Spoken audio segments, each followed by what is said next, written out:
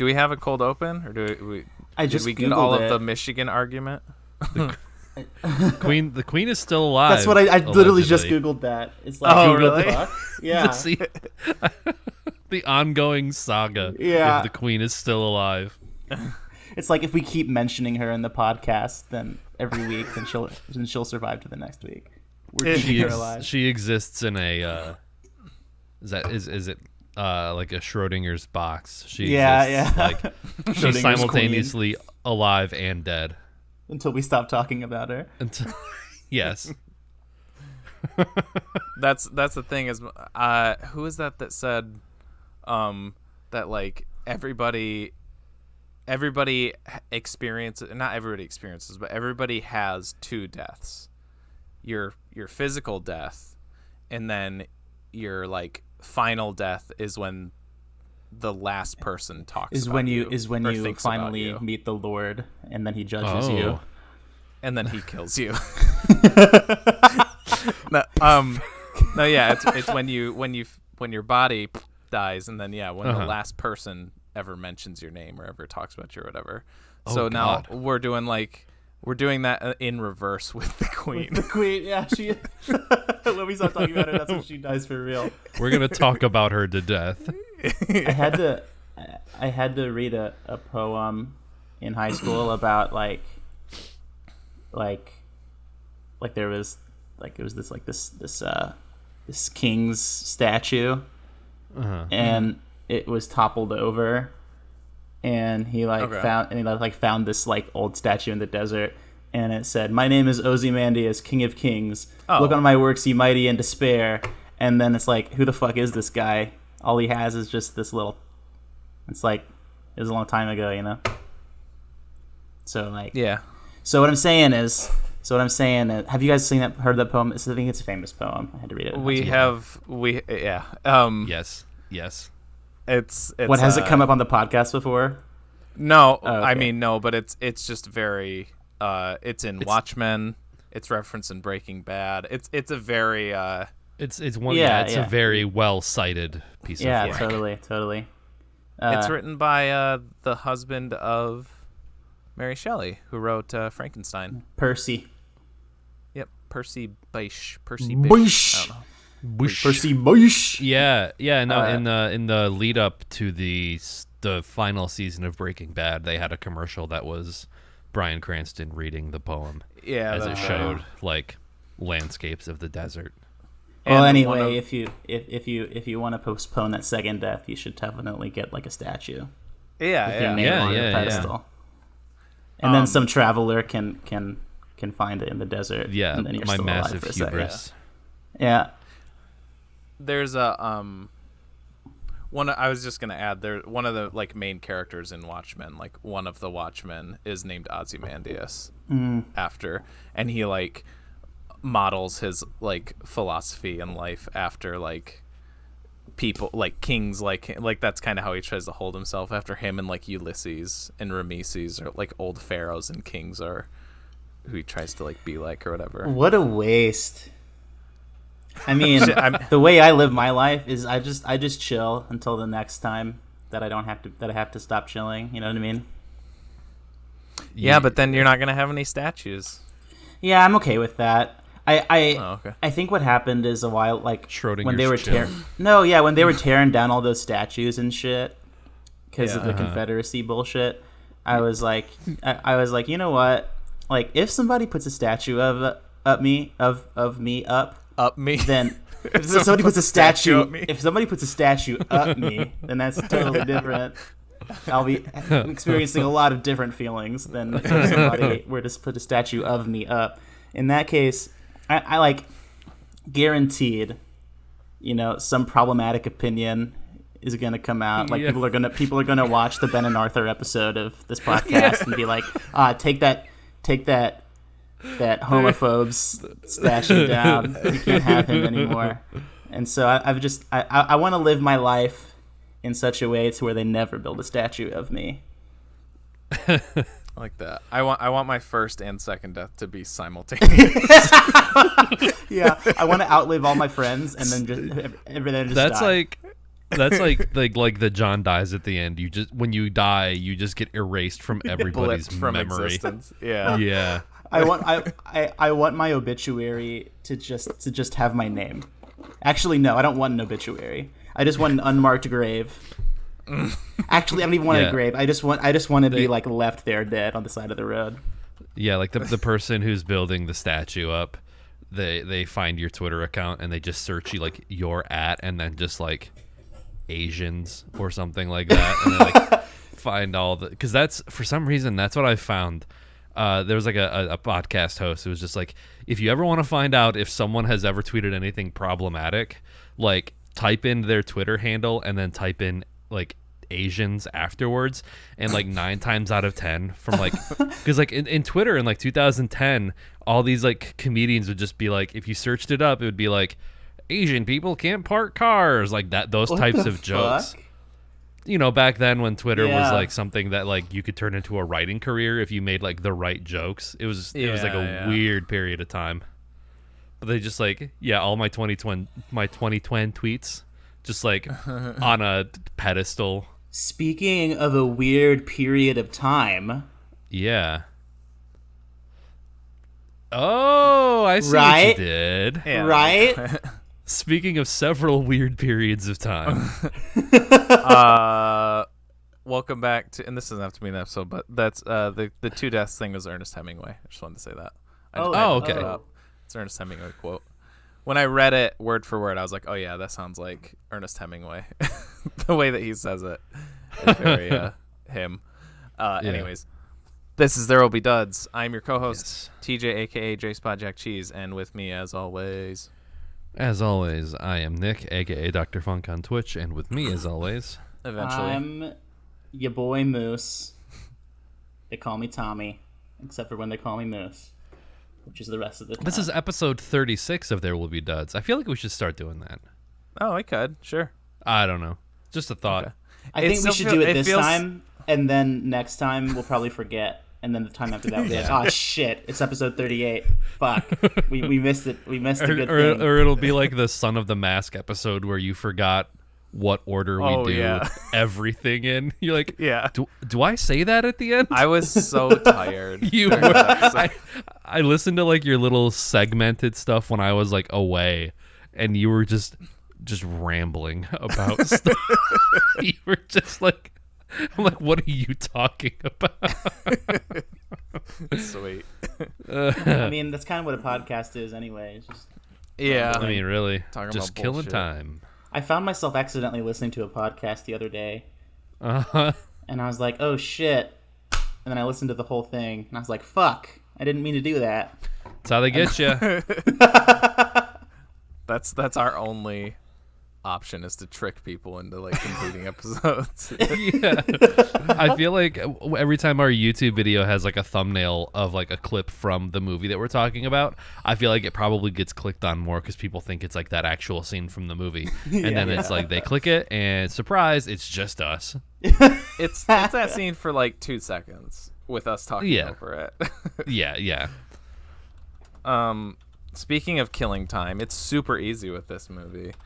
Speaking of killing time, we watched Run, Lola, Run from 1998, directed by Tom Tykwer, I'm guessing, because he's German or some shit. I don't fucking know. It stars Franca Potente as the titular Lola. She receives a phone call from her boyfriend Mani, who needs $100,000 marks in 20 minutes, or the like gangster that he works for is going to kill him. So she starts running to try to help him out, and then it ends, and then it happens again, and then it ends, and then it happens again, and then it ends. And then the credits go, and then it ends. When it ended the first time, I was like, okay, this movie's only 80 minutes long, and this is a 20-minute period. So max, they can do this like 2 more times. And then they did it 2 more times, and I was like, rule of threes, baby. It's the end of the movie. Yeah. You know, I can do division. I wonder how close it all was, but yeah, it had to have been, because I checked, and it's when she hangs up the phone at the after she talks to him, it's at like 10 minutes in. And then the credits roll at an hour 15. So it's almost exactly 20 minutes for it probably is 20, and then that extra is those little where they're like in bed together between each segment. There's like little vignettes. I'd like to see if like every segment is like exactly 20 minutes or something. Right. I wouldn't be surprised. Yeah. Yeah, what'd you guys think? I really like movies like that where they kind of do the same thing over but a little different. It's kind of like Vantage Point but completely different. Did you ever see Vantage Point? I saw that one in theaters. I had it. I actually had the giant poster. Huge poster of it. Yeah. Yep, awesome. I remember that one. Yeah. What's the movie with Colin Farrell in a phone booth? Where Colin Farrell's in a phone booth? You mean phone booth? Is it literally okay? It's literally called Phone Booth. Okay. Yeah. Isn't he in that for like pretty much the whole movie? I don't know. It made me think of that. He's in it for a lot of it. That movie I need to see again because I remember watching that and being like, wow, this is way better than it has any like right to be. Like I thought that movie was gonna be so fucking lame when I watched it, but it's pretty good. I haven't seen that one. I thought this movie was pretty rad. I really I had a good time watching it. Yeah, me too. There's like a film school word, and I couldn't think of. It's not a Soviet montage. That's something different. But the way that it kind of breaks, like the natural flow of time, the way like what does it say? What do they say? Like the bag. Oh yeah.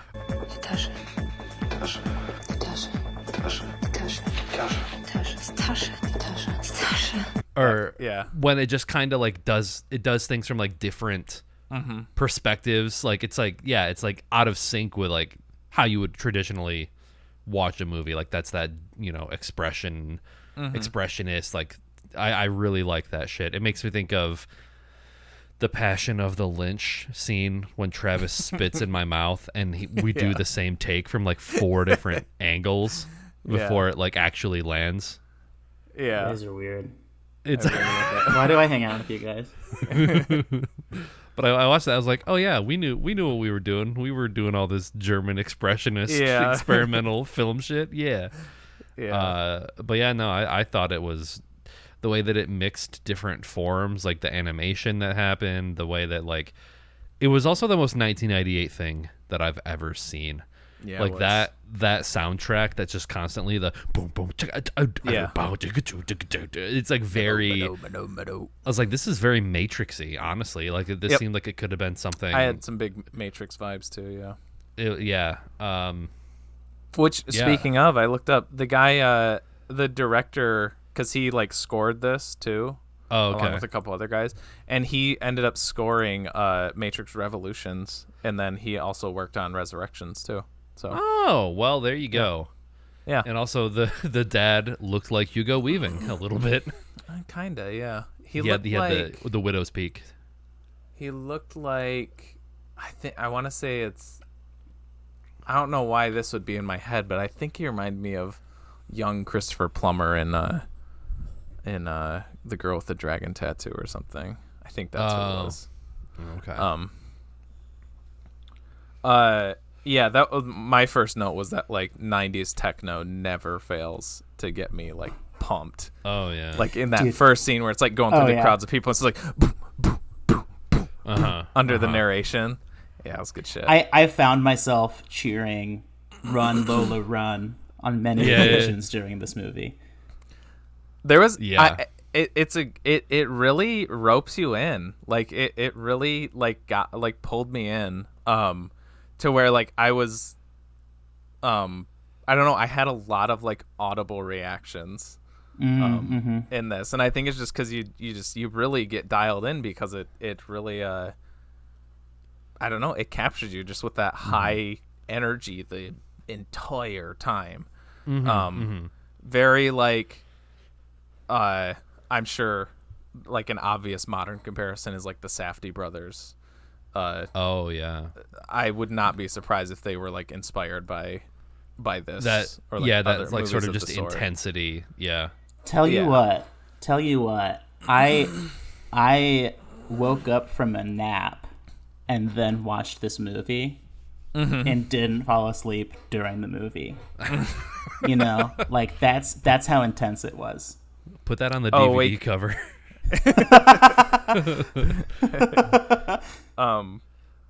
Yeah, and I love how like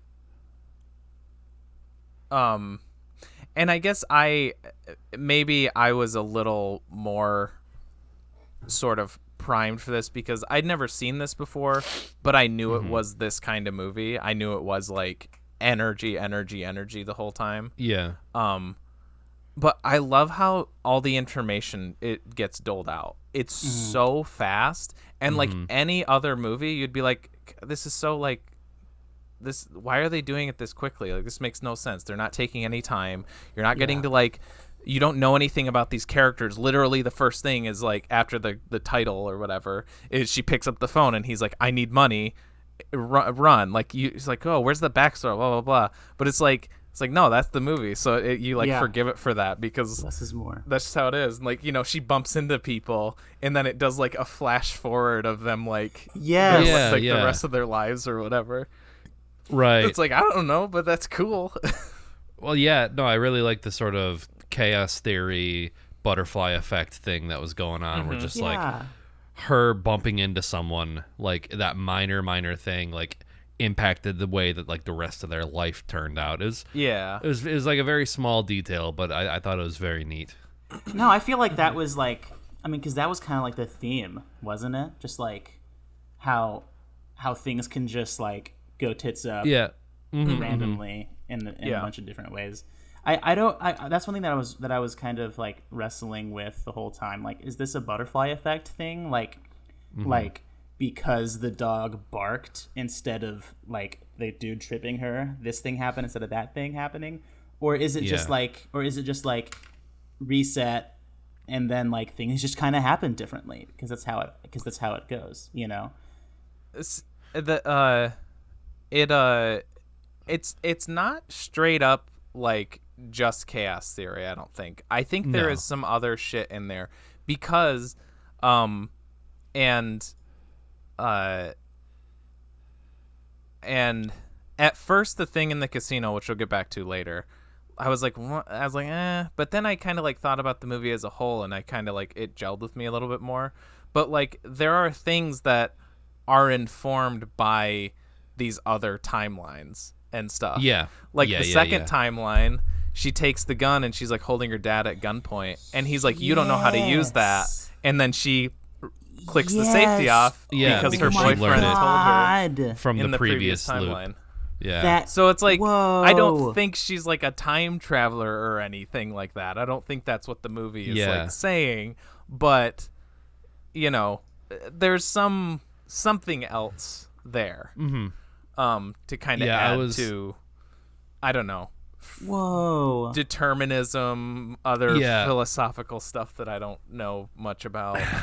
Yeah, because I was a little worried at the very beginning of the movie because the way it was done at the beginning was just like this very, very overtly philosophical talk about just like, have you ever talked to a person before? Have you ever talked to a person? It just like the way that I was like, it's going to be like too artsy, fartsy, the physics and theoretical things. But I thought expressing those kind of ideas through the frame of a high octane running movie was, I feel like the two things paired very well together. And I was reading like the Wikipedia article about the movie just a little bit, and there was talk of like free will versus like determinism kind of stuff. Yeah, I said one of those. You did.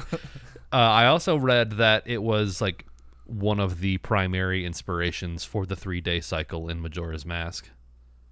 That's fucking sweet. So that's pretty awesome. sick. Which it came out like 2 years beforehand. Yeah. Yeah, I totally agree with the whole, like, I really like bringing those, like, philosophical themes into a thriller, like a Yeah. chase movie or whatever. It's really interesting, and it's funny because last week Moose was like, "Oh, is this gonna be another Eraserhead?" And I was like, "No, Yeah. it's not." Just again based off of like what I knew about the movie. But it opens in the first like few minutes. I was like, "Oh, maybe this is." Like I know. I don't know. But no, it's just setting up kind of like the themes of the movie. Yeah. You know. I feel like more movies should have that.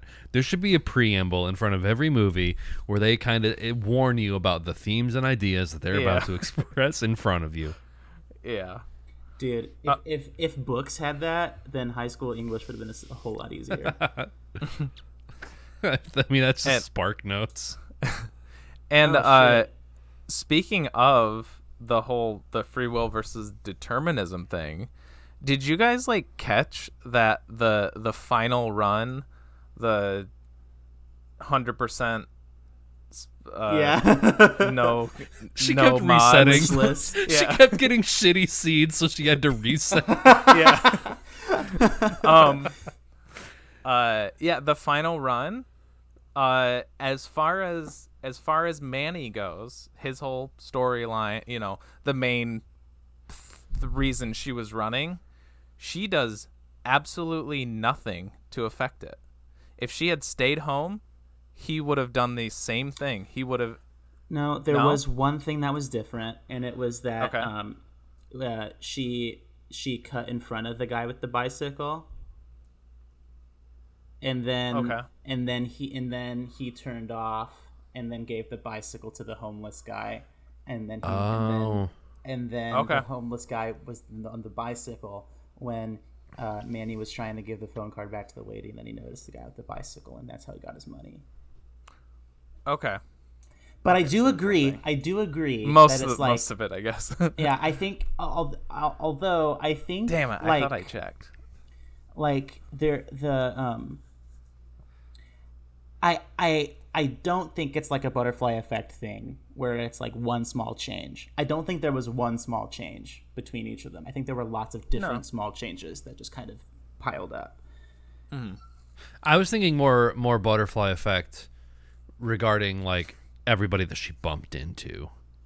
That just not necessarily the biker, that changed the stroller. outcome of the main problem, which was her boyfriend needing the money or whatever. I think the butterfly shit was more like the little photograph sequence where you see someone. Yeah, the way that I read that is like it's not that like thing, like the lady ended up becoming religious instead of dying or whatever because of the way that Lola bumped into her. I think it's just like, also in this timeline, here's how things happened. You know. Sure. Yeah. Okay. Yeah. I can see that too. Yeah. Because which I think is an interesting departure from the usual way of doing things. Because normally people are like, because they go explore the theme like, what if there was one small difference and then everything's different? Yeah. And we didn't get that in this movie. Yeah. Like in the episode of Community where they roll the dice, and then depending on who goes to get the pizza, everything changes. Right. I was wondering who was going to be the first person to bring that up. Oddly enough, I was did thinking not about think it about too. that. Huh. Oh, really? Okay. I don't know why I should have. Yeah. Yeah. And the other thing that I think about too is like, because it's right, you know, like sometimes stuff just happens differently than it could have happened the other way, and then you just roll with it, and it's okay. So like, for example, I happened to end up in an Among Us lobby with you guys. Oh. Yeah. or with the amount of false starts that we've had with this very episode, there are at least 3 different versions of this podcast that could have happened. Depending on when we recorded it. Could have been yesterday morning, last night, this morning, and now tonight. So this is number 4, and who knows if it's the right one. Dude, and then, but that is true about the Among Us thing. That's crazy to think about. Yeah. Like just what the odds of that are. Yeah. For the listeners at home, TJ and I were playing Among Us one night and randomly ran into Moose and our other friend Kelly and they were in our Among Us lobby for. Were you guys were in it for a little while, and then several hours? Yeah. And then we invited you to the Discord after that, something like that. No, because like TJ and I were both dead, and then he asked me if I was one of his Twitch viewers, and I was like, "What the fuck is Twitch?" And then that's how it started. Yeah, there we go. That's all right. That's right. But yeah, it was like the next time we played, I think you guys were in the voice chat. Yeah. I think. Yeah. No, yeah, Just Kelly joined the voice happenstance. chat that night. And then she argued with Oh. yeah, because that's when she argued with Ethan about beaches. Oh my Whether god, Michigan that's has right. beach- I guess I Beaches. thought that was like the next one too, but yeah. Okay. Yeah, so stuff just Anyway. like random stuff happens. That's just different, you know. Yeah. Like Huh? it's I think about that sometimes, just looking at my own life, like how I met you guys, and then like a lot of just conversations that you have with people, like they could have just not happened, you know. Yeah. And Yeah. okay, so the other day I was driving home from a bar in Bryan, which is like 20 minutes away, and I took a wrong turn, and because I was trying to go home like without using my GPS, and then I was hungry, and then I saw a Dairy Queen, and then I went in, and then there was a long line, so I went inside and just happened to strike up a conversation with some dude. So this old guy who apparently he like volunteers at the Boys and Girls Club, and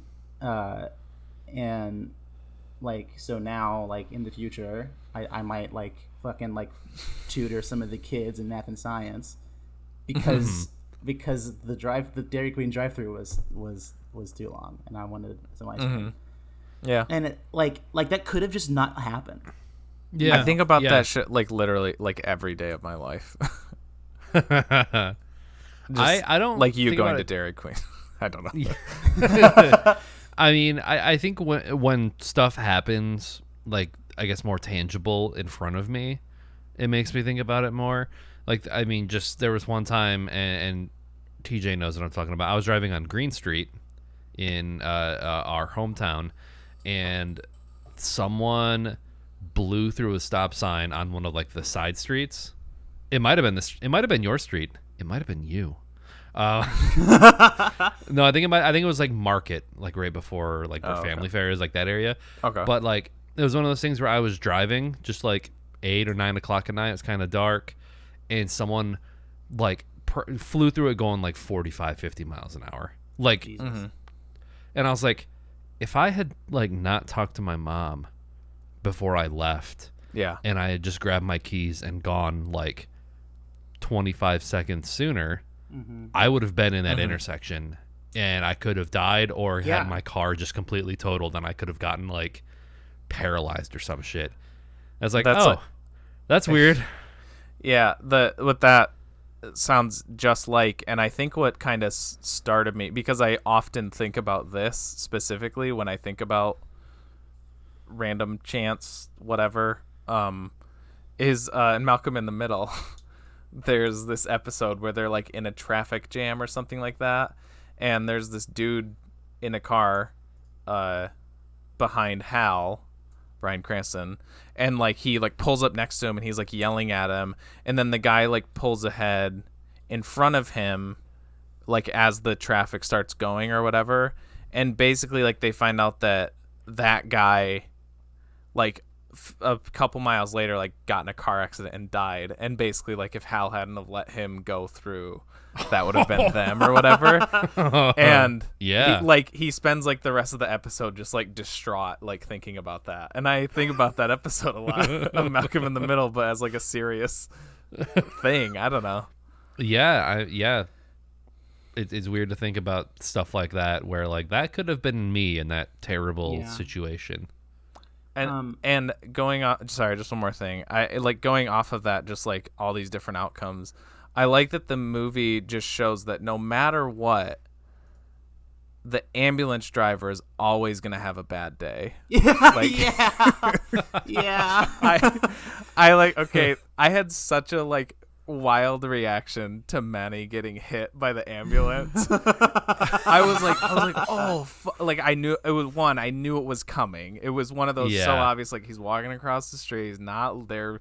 Something's gonna happen. He gets hit. And then when it did the close-up reaction shot of the ambulance driver, I was like, "Oh my god!"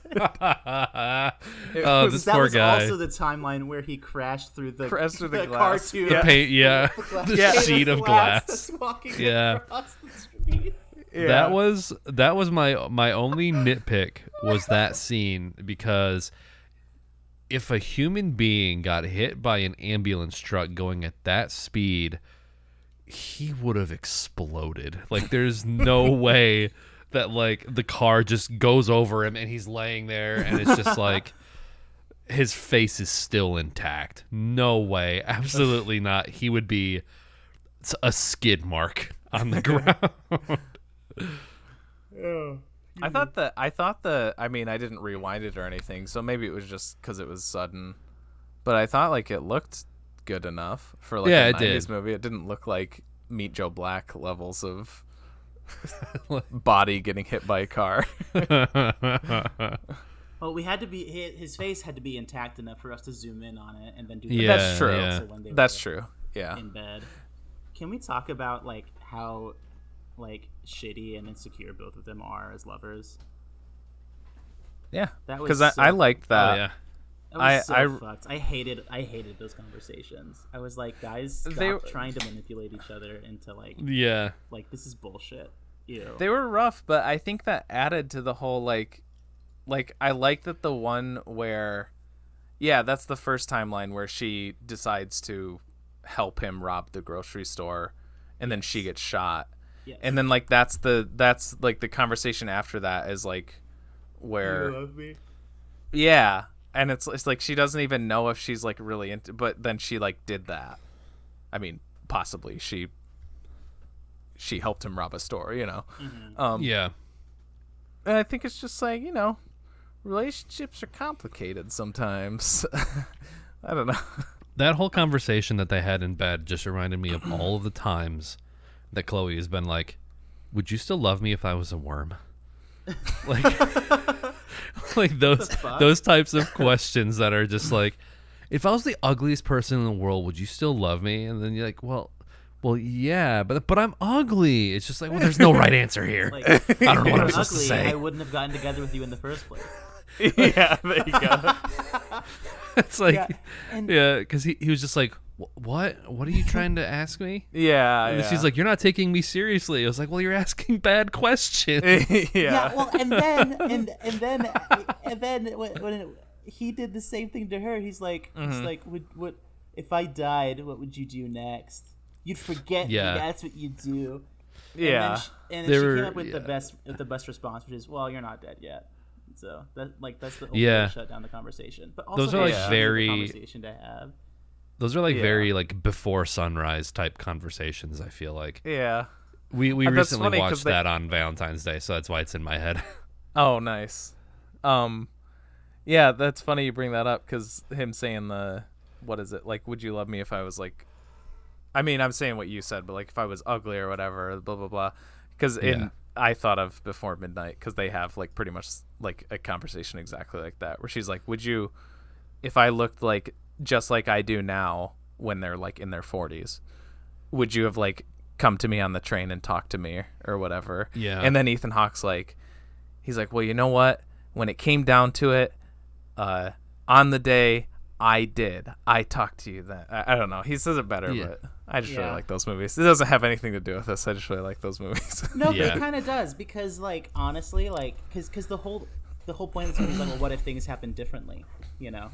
So Hey, maybe it is. Because I mean, I should just look up the quote because the point that he makes in Before Midnight is like, it doesn't matter these hypotheticals. All that matters is that I did talk to you on the train. Yeah, and that is the reality. That's what's happening. Yeah, I feel like I don't know if it's necessarily a debate, but like I feel like that's part of the discussion around these, and I guess chaos theory, I keep using that term, but just like, yes, I mean, if there are infinite timelines where like minor things change how minor things happen, but what matters is that we are on the current timeline. And I feel like that's what he was like, well, when it came to it, I did do that. Because I mean, I feel like Before Sunrise is a decent example. That's not the point of the movie, but it was like one of those things where like he's sitting on the train and he doesn't know if he should talk to her or not, and then he does, and then he's just like, you should get off the train here and spend the day with me. And then she's like, and then she does it. It's kind of a similar idea. Yeah. It's not just like the main idea of the movie. So like the things like that just kind of like happen, and it's like, oh, this interesting thing, this good thing that happened could have not happened. My parents would call that a God thing, you know, like it's a God thing that Nick, you know, stayed back 25 seconds or like was delayed in getting to his car, so he didn't, you know. That was God like hand guiding you or whatever. Yeah, it's a God thing that you notice the homeless guy with your 100,000. Someone else got obliterated by that car going 50 miles an hour in a residential. Yeah, right. Yeah. Well, that's the whole double standard of like, exactly. You know, what about bad stuff? Is that God too? Yeah, you got lucky, but this other dude is dead. Yeah, they just can't see it as the same, you know. And that's one thing that's really frustrating to me. And so like it's a way that you choose to live your life, right? Like that's a choice that they make to look at the good things and be like, wow, and then like to express. I think that's a way of like expressing their appreciation for the way things the way that good things have happened. Yeah. And it's not that I don't appreciate cool things that happen, because I do appreciate you guys. I just don't like praise Jesus for it that I played Among Us. How's that song go? God bless the broken road that leads straight to you. Actually, I was having a really shitty like couple of weeks when I downloaded Among Us and played you guys. Like that was like I was playing Among Us to avoid doing my work. It's like, it would have been better if I wasn't playing Among Us. And that's pretty much been your whole incentive for like your friendship with us, is just avoiding doing things you're supposed to be doing. It's like Minecraft, the podcast. I am actively avoiding work. As we speak. Yes. Sweet. There's some virtue in that. Yeah. Yeah. So it's and then it's like in before lunchtime, whatever the fuck, and you say like same thing. Like, you know, what matters is that we're on the timeline where we're doing a podcast together, and I get the names of movies wrong. Like that's the timeline we're in. So don't worry about how things could have been. Yeah. You know? Sorry, I'm texting Chloe that you called. I called it before lunchtime. What was last week's Pennsylvania newspaper? The Pennsylvania newspaper. Yeah, I think personally, I think it's much more interesting to like take something like a higher power out of the situation, because it makes you go like, more. It forces you to think about, you know, random chance and just like the universe more than just if it's like, oh, it's by design. That's boring. Yeah, it's much more interesting to like, you know, try to fill it in yourself with other like with ideas. This movie, there were three different scenarios, right? And I feel like your instinct is to be like, oh, the last one is what really happened. But I think first of all, none of them really happened because it's a movie. But I feel like they all. I wasn't sure. They all have equal weight. You know. Sure. Yeah. I didn't. When it ended, I didn't get the sense at all that like, oh, that last one, that was the real one. Yeah. You know.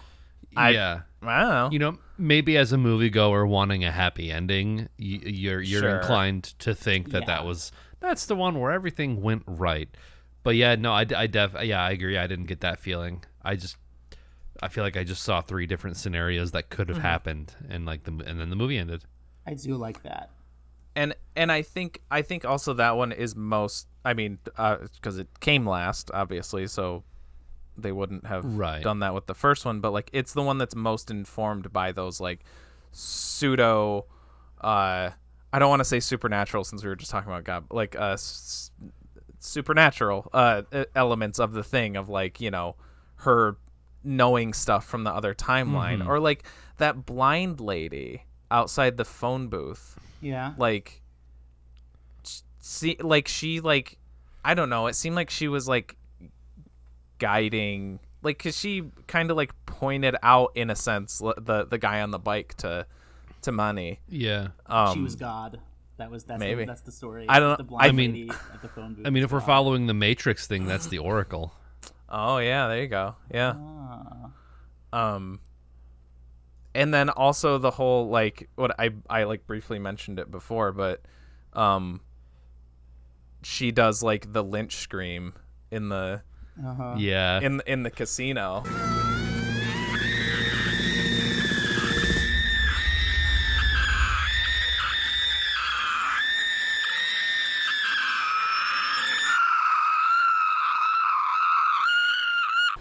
Yeah. Do you know what I'm talking about there, Moose? No. Okay, you'll have to see that one. I want you. Hi TJ, you're editing this right now. I want you to interject like 10 seconds ago the clip of you from Lynch Park screaming. Yeah. Oh, I've seen Lynch Park. It was a long time ago, but I don't. Yeah. Okay. Detail. I do a prolonged scream, much like her scream in this. And I like that. For instance, is like why I was like, that's dumb at first. Like, what? This doesn't like make any like. She's just doing that. She's like super. What is this? But I think that's like. That's the movie going like. Or playing up those sort of supernatural elements where it's just her. She's like, no, I'm not leaving this up to chance. Like she bets all of her money twice on a single number in roulette. That's insane. And then she's I want like, to say, go ahead. I was just gonna say that's like her being like, no, this is happening, because I'm not letting this. The law of attraction. Huh? Before, when I saw that she ran into the casino, my last note is she has to put it all on black, and that's exactly what she did. Yeah. But yeah, that's then I kind of was able to like, you know, roll with it more. I was like, okay, so this is just more of the movie playing with like, you know, laws of nature and whatever. Is that how you saw it? Because like I don't know. Well, otherwise it's like she has superpowers. I was confused when in the second scenario she knew to take the safety off. But I didn't see any other examples in the movie of there being communication between the timelines, so I don't know how to interpret that. How did you see that? I don't know if exactly. Are you talking about like with the screaming thing? Is that like particular? Yeah, like what? I don't think that was informed in the same way that the safety catch with the gun was, but. I think it was just a thing that was demonstrated once or twice before, that's her, like, I think in her headspace being like, no, I need this to happen. I don't care what this timeline or whatever has determined for me. I need this thing to happen, so I'm just like letting out everything in me to force it to happen. And then it actually happens at the end. I don't know. It's like I said. Otherwise, then she's Sindel from Mortal Kombat. And I think she was just screaming. I think she was upset. I sort of by the end the screaming. The first time she does it and like she breaks all the glasses or whatever. I thought that was just sort of a hyper realistic like.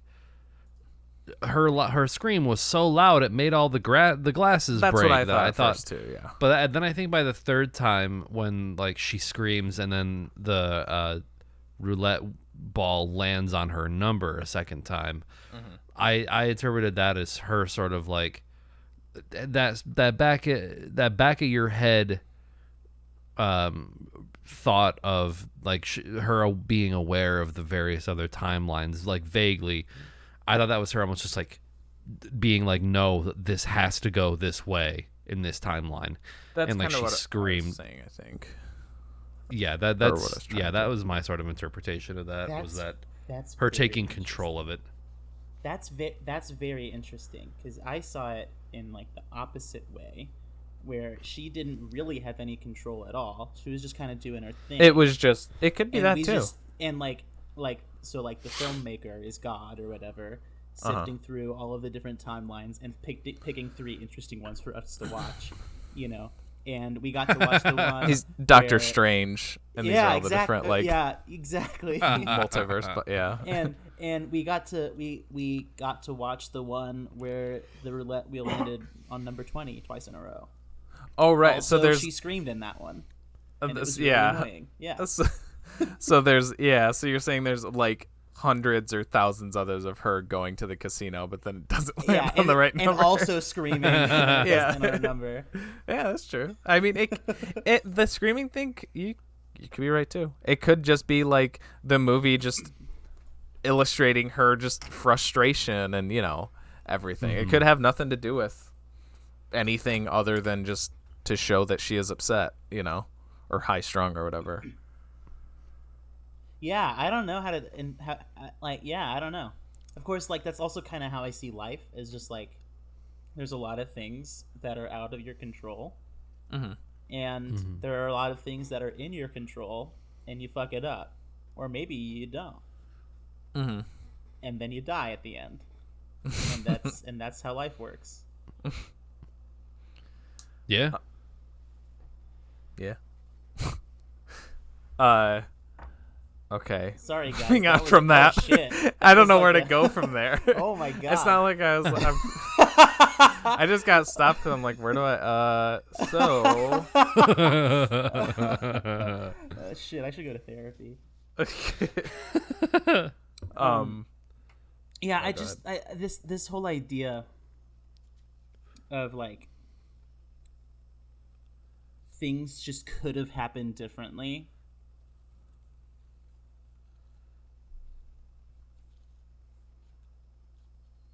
I did it again. I didn't have anything else to say. I feel like I don't know. I feel like this movie like takes a very neutral role in that sort of thing. It's neither pessimistic or like optimistic. It just presents 3 things in like 3 different scenarios of how like life could be different in those ways. And I think the point of it, one, is to be entertained because it's a very entertaining movie. But I think like a movie like this, I think this is like the desired outcome is like conversations about the nature of, you know, reality and choice and physics and all of those good things. And this probably isn't something that they were going after in the movie, but one thing that I kind of took away from it is like how pointless it is to have regrets, because like, oh yeah, I could have done something differently, but also a million other things could have gone differently, you know? Yeah. Yeah, I can see that. And it's like we happen to be in this timeline where TJ is petting his cat, you know.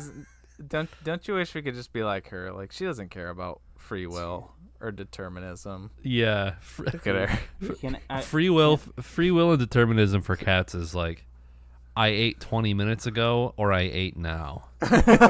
That's really it. When I was in high school, it was during the summer. My mom and I had found out that the Houston Zoo has free admission on Tuesdays during the summer. And we're like, okay, let's go to the zoo. So we went to the zoo, and the sea lions, they were just chilling. They were just they were in their little enclosure, a little swimming pool, floating on their backs. With one flipper just kind of pushing them around in circles, just chilling in the cool water, waiting for the next, you know, helping of fish. And I said to my mom, I was like, "That's the dream. That's what I want. Yeah, I want to be one of those sea lions at the Houston Zoo, for real, without a care in the world." But then like the alternate timeline for them is like it's the one sea lion that didn't get born into like capture like that, and it's just like that same sea lion just getting like whipped 100 feet in the air by a killer whale and like just coming down to its death. He has 20 minutes to get to this intersection with 100,000. That's how I was going. That's where my brain was going. Yeah. He's just swimming really fast. Yeah. Swim, Flippy, swim. Go, go, go. Then he trips over the sea dog and it fucks up his flipper. And then it turns out that his sea lion father was cheating with the secretary or with the board of directors. Yeah. It's just like I hated that character. Like when that was another like verbal reaction out of me because I was like, fuck yeah.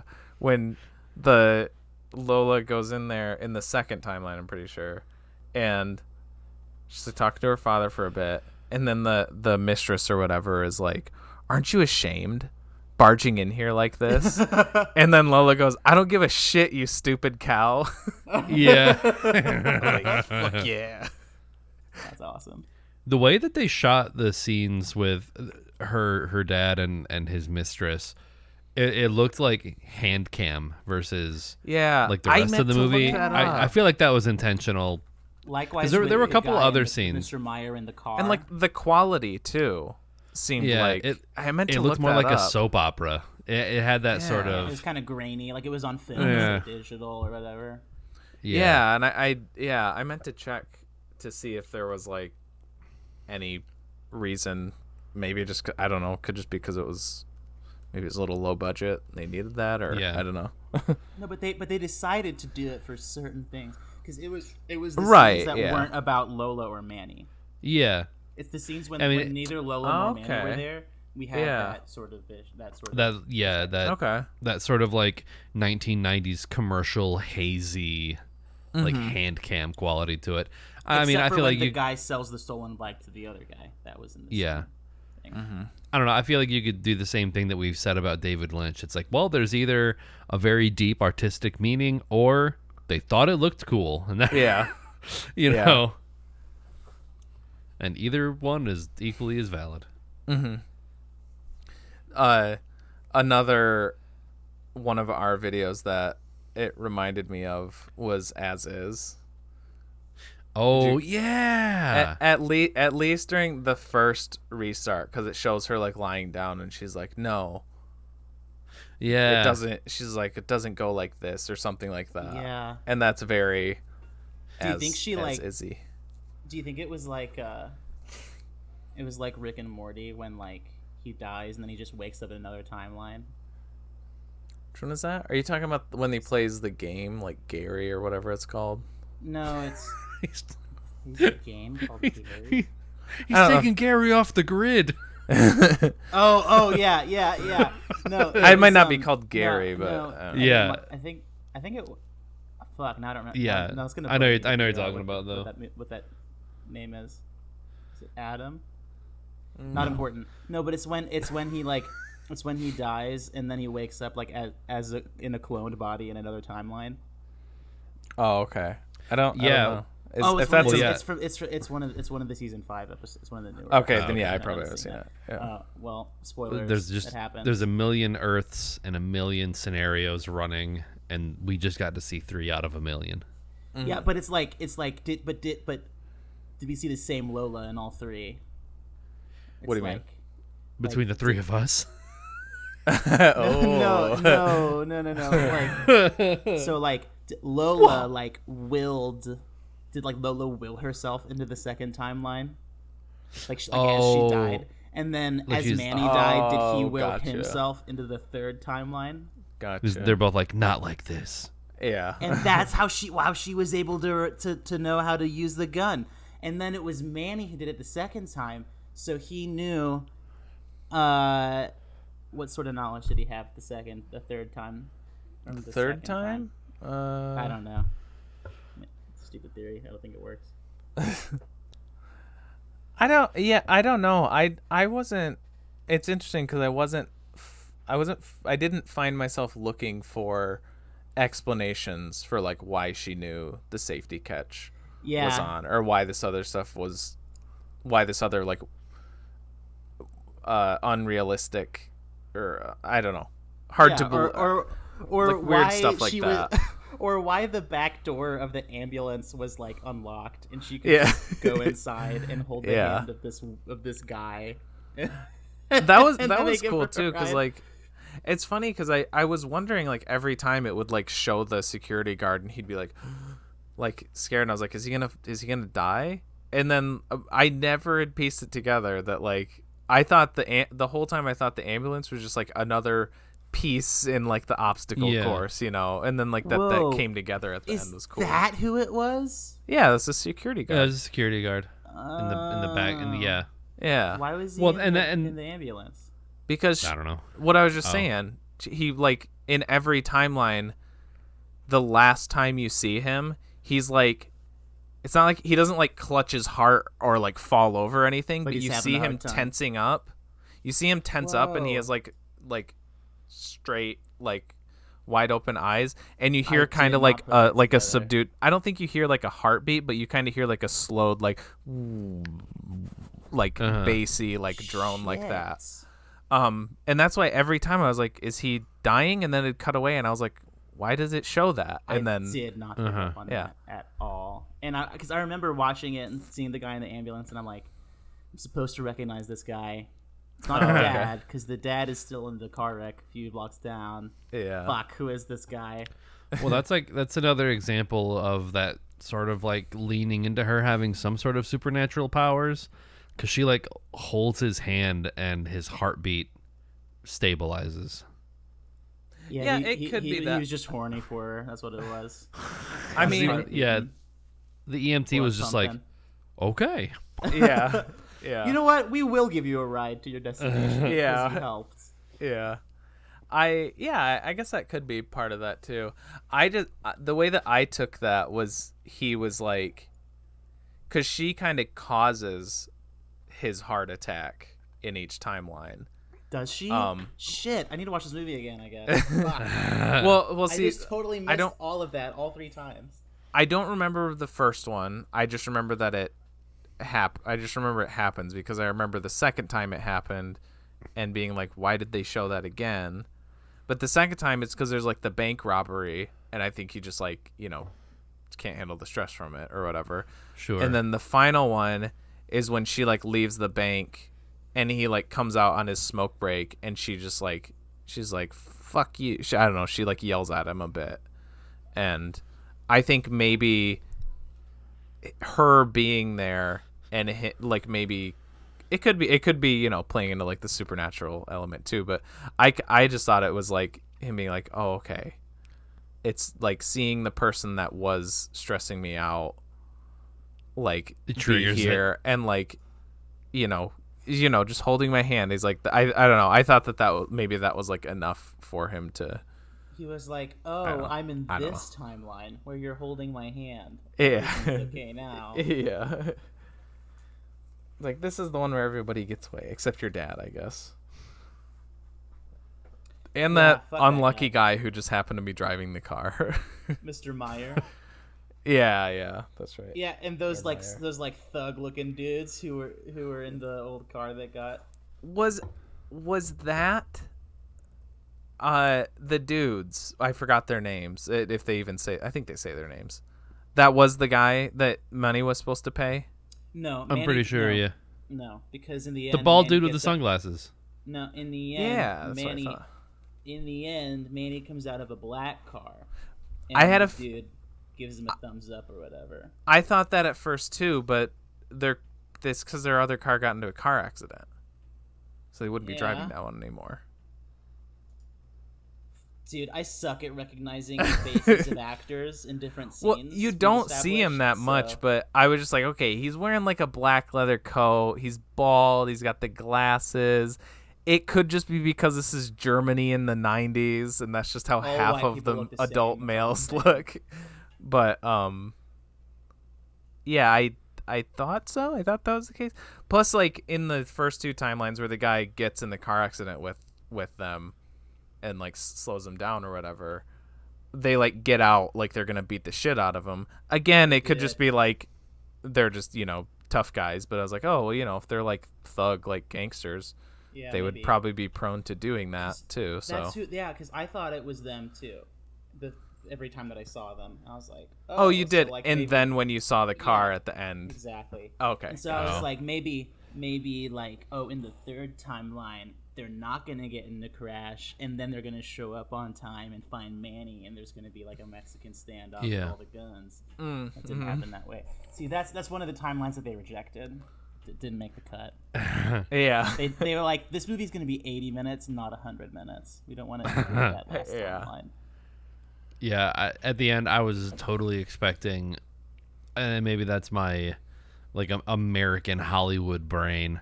I was expecting like the homeless guy to reappear in the last minute as they're embracing, and I was like, homeless guy is gonna show up and kill him. Homeless guy's gun, Chekhov's gun, man. Why the fuck did he just give the homeless guy the gun?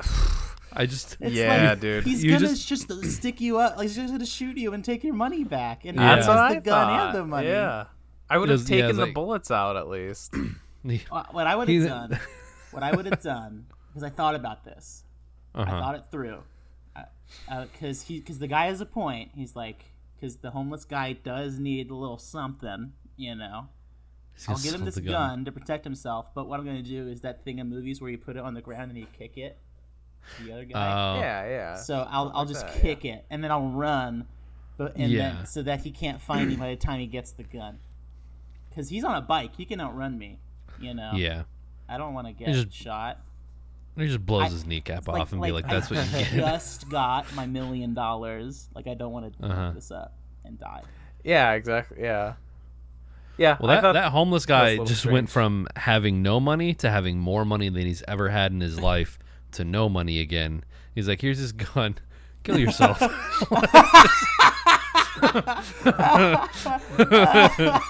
I was half expecting the homeless guy to be like, yeah, okay. And then he just... Jesus, man. That's fucked. I'm sorry, what were you saying, TJ? I don't think I was... I was just... Oh, okay. I think I was just saying, yeah, that was weird that he did that. Yeah. I also took note that I would not have just handed the gun to the guy that I just took my money back from. Yeah. The only thing is like, okay, well, I guess there wasn't a lot of people, but like he started running and there was like a couple people by him. So, but I don't know. I don't think the homeless guy would care that much about like, it? So, okay. I live in Texas. Okay. Was it normal in Germany in the 90s to just like have a gun? Just, oh, that guy has a gun. He's walking down the street. This is normal. Oh, because you're saying that it's a very normal thing in Texas. It's very normal here. It's very normal. And I have no idea about. Was it that normal in Germany? Because I'm like, dude, he's just walking around with a gun. Yeah. Just like in his fucking pants, and people can see it. And it weirds some me point, out. He's just like holding it in his hand, just walking down the street with his gun. No big deal. Yeah. It weirds me out when I see guns like IRL, like Chloe's brother-in-law like did his his permit, has all that shit, and he open carries or conceal carry, whatever one he has, whatever permit. I think it's just conceal, and you get your CPL in Michigan. And it's just like, we had people over the other night, and he's just like, oh, I'm going to go put this on your desk. And he just, it's a handgun that he just put on my desk. I was like, yikes. Well, he just didn't want it, in his back pocket or whatever, like while we were all hanging out. But also, I don't want your gun on my desk. Yeah. Yeah. I mean, he's not like super duper like I'm the good guy with a gun. Like, I don't know, in his mind he probably has legitimate reasons to Sure. And I'm not one of those people that's like totally against the idea of owning guns as like self-defense or for protection or whatever. Yeah. But it's just like whenever I see one in front of me, I'm like, it's just very real and tangible, and I'm like, oh shit. Yeah. I've never actually that is a witnessed death machine. Like, seeing it just like on a person walking around. But that would be weird. Which, given our hometown, you'd think that would be a far more common thing. Yeah, I expect like more people to be having concealed carries than wearing if it's masks. concealed, then you wouldn't Maybe see we it. don't. Maybe everyone around actually is Everyone packing. does. It's Yeah. We just don't know it. That's true. Oh yeah. my god. Yeah, it's Yeah, Well- so like depending on like where I go, I might get looks, you know? And like there are some places like where like if you put up a sign that says like you can't have your gun here, then like you can't have your gun there, you know, like bars do that Sure. and stuff. Yeah. Yeah. But like yeah, you can just walk around with a gun, no big deal. Well, I don't think the movie was necessarily. I don't think it was like a normal Germany thing. I think it was. He's in some seedy business. Yeah. He is. That's true. I was wondering too. I'm like, this girl's dad is rich, and they're just fucking around with all this like gang bullshit. Like, why are they doing that? They can get money from the dad, and then I realized, oh, the dad's an asshole. Yeah. Okay. Yeah. That's the good reason. Yeah, he's a shitty father. Yeah. She's like, I need money, and he's like, get a job. Yeah. What the fuck? Yeah. That was one of my favorite like twists or whatever between like the timelines was like the first timeline where she's like, "Oh, I'm pregnant. Will you know, Yeah. Do you want to have a kid raise with the me? baby?" And then he says yes, and then Lola comes in, and then he's like, "Fuck you. I'm going to start a new life with this chick." And then the Yeah. second timeline, she arrives late, and it's like, she's like, I don't want to live with you. Like, it's complete opposite with the Yeah, dad she's like, and I don't the even know missus. if you are the father. Like, Yeah, Mm-hmm. yeah. I thought that was a cool, like, unexpected little thingy. Yeah. I was. So here are some things that I noticed about the movie. The mom literally is just there on the phone 3 times in a row. Talking Yeah, about the same astrology or dialogue. some shit. And Oh, fuck me. That's her mom? yeah, Yeah. Oh, I thought she just, like, lived in an apartment, and that was, like, another person Like who a lived at the neighbor. apartment who she was, like, close with, who would ask her for, like, for shampoo. you know. Yeah. I interpreted that as her mom. The only real like fleshing out we get of the mom character is like there's a line where the dad says something about like you can sit around drunk all day like your mom does or that's something right, along those yeah. lines. Yeah.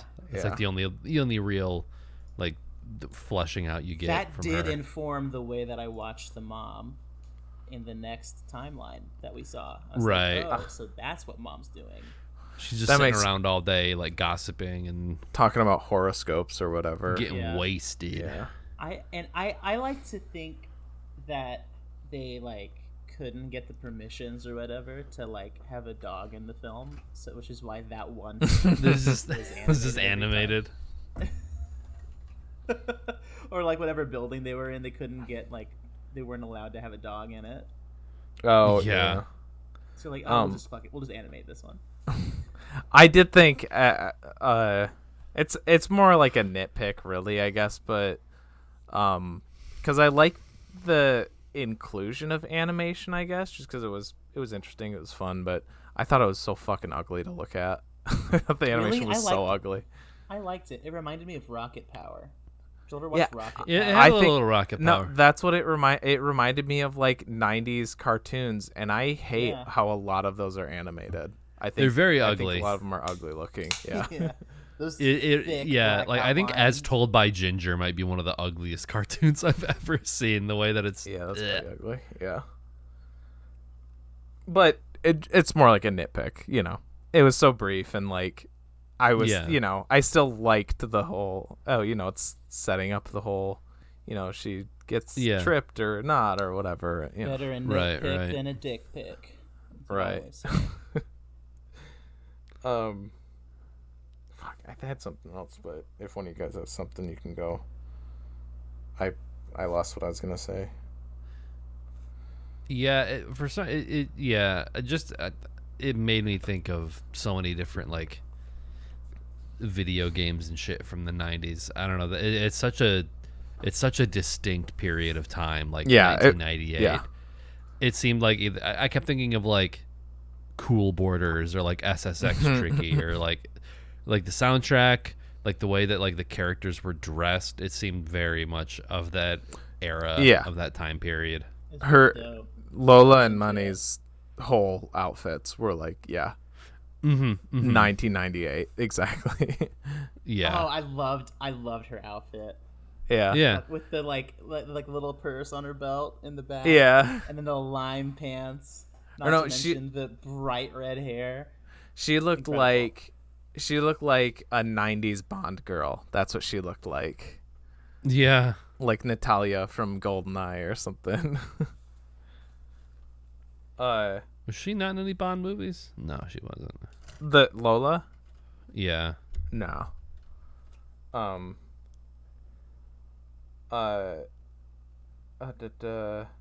Oh yeah. So this could be the whole, the curtains are blue type thing. But and also I don't really have an answer for it, so it really could be that. But I noticed that there's a shot in the first timeline from like up above, like straight down, of her crossing this like courtyard with these like intersecting lines, and she's like running. It's like tilted so they're not like straight, and then she's running diagonally across them, and then in the next one it's perfectly aligned and she's running like perfectly along, like up one of the lines in the thing. And it would make more sense if the perfectly aligned one was like the final timeline where everything goes right, but it's not, and that's why I'm not sure if this means anything. And maybe it was just like she's just running. It's just a different thing. It could just be that she just happens to take a different angle. Running and having to pick that take. Well, the angle is different too. Like it's a deliberate separate thing, because the camera it's a different setup, so it wasn't just like a different take like they did with like her running into the old lady or the stroller lady and stuff like that. It was a deliberate separate shot or whatever.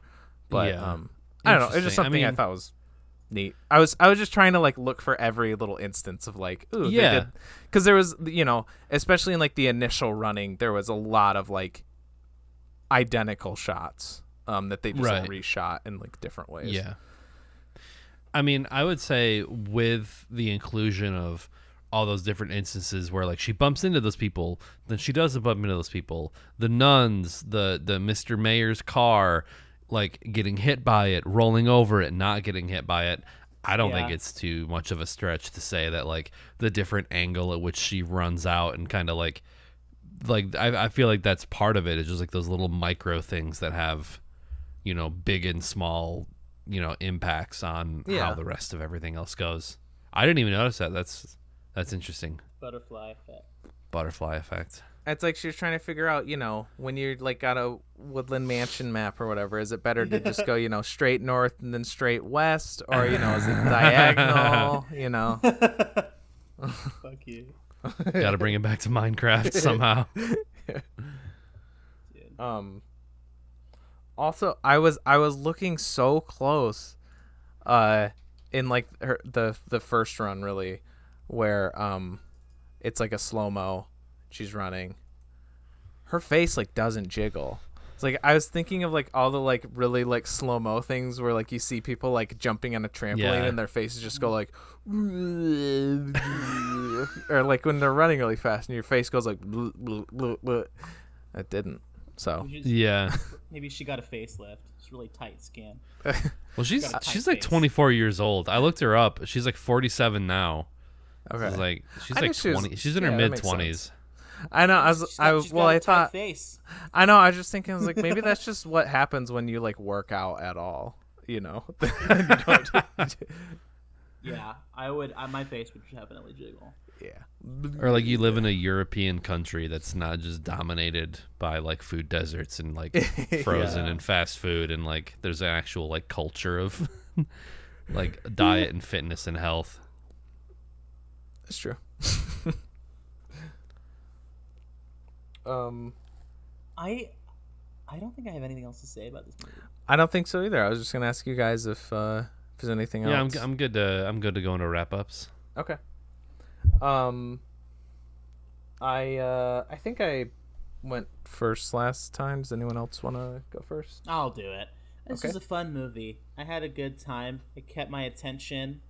I really, it took me back to that like vantage point, sort of like, ooh, what's gonna happen next? But it was totally different because vantage point, like, there was like the one thing that happened, and these are different vantage points.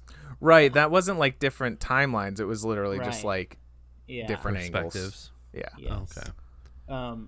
But so I liked that this was different, and I like that it got me thinking about just like, oh, there's all these different timelines, kind of like Clue. Did we do Clue on the podcast? No, it's in the pot. It's in the pot. I did. We talked about it we last talked week about it because last you week. went to go. Yeah. Yeah, because I Okay. saw the play or whatever. That's right. So, and like that one, there's like different endings, but there is one that's like, this is the ending. Yeah. You know? Yeah. But this one is all different, and I like thinking about, different things. Things could have happened differently, and then other things could have happened, which causes things. I like thinking about that. I had fun. Things be happening. Yeah, it would be fun to watch it again. I might. This is a 7 for me. Okay. Also, Lola was extremely hot. I can go if you don't if you yeah. Go for it. Yeah, I wasn't sure about this movie going into it. I'm glad that I didn't like read anything about it. All I knew was like, her boyfriend needs a bunch of money and she has to get it to him in 20 minutes. That's all I knew about it. And so when it started doing the like the resets, essentially, like the different timelines, like the whole chaos theory, butterfly effect, determinism, and it's like it packaged it in this very entertaining late 90s like techno action thriller movie. I think this is like the perfect combination of those two things. And like I was, as soon as it started going, and like the way that it did all the different like editing techniques, that hyper realism, the little photographing effect whenever she bumped into someone and you got to see like their life and how it's impacted in like these very minuscule ways. And the I was phone like receiver falling. Yeah, I was so into it. Yeah. So honestly, this is a 9 for me. I Awesome. thoroughly enjoyed it. I thought it ruled. Sweet. Yeah, that reminds me. There's like, remember last week I was like, oh, is this an experimental film? Like, what was the outcome of the experiment? Was it a successful experiment? This was a successful experiment. Hell yeah. Yeah. Yeah. Yeah, pretty much what you guys said. I love like a good high octane, high energy like thriller like that, but most of those end up being like 7s for me because I'm like, they're really enjoyable, but it's kind of like all I get. I just feel like I got more out of this than those kinds. Yeah. Like, again, to bring them up again, like I like Good Time, I like Uncut Gems. Those are like 7s for me. They're solid 7s. And this, like, with the whole, the philosophical aspect to it, the fun experimental stuff, it just adds so much more than a lot of those kinds of movies. I wish I could think of any other examples than Safdie Brothers, because it's not like they're the only other people to do this, but it's all I can think of. I mean, I think The Matrix is sure in that wheelhouse too, honestly. Yeah, that's true. Yeah. That is a very action heavy movie for sure. The first one. And there was something else I was going to add to the wrap up. But yeah, it's just got that extra stuff that makes it more than that. I still can't think of what else I was going to say. It's an 8 for me. It's a solid 8. 7, 8, 9. I really, really, really dug it. And this one's this one's been on my list like before I had a list, really, because I think I mentioned last week that like I remember seeing this on my uncle's like DVD case when I was a kid, and he always said it was like one of his favorite movies, and I just always thought it looked so interesting. I just never had gotten around to seeing it. So Right. I'm glad in essence it didn't disappoint at all.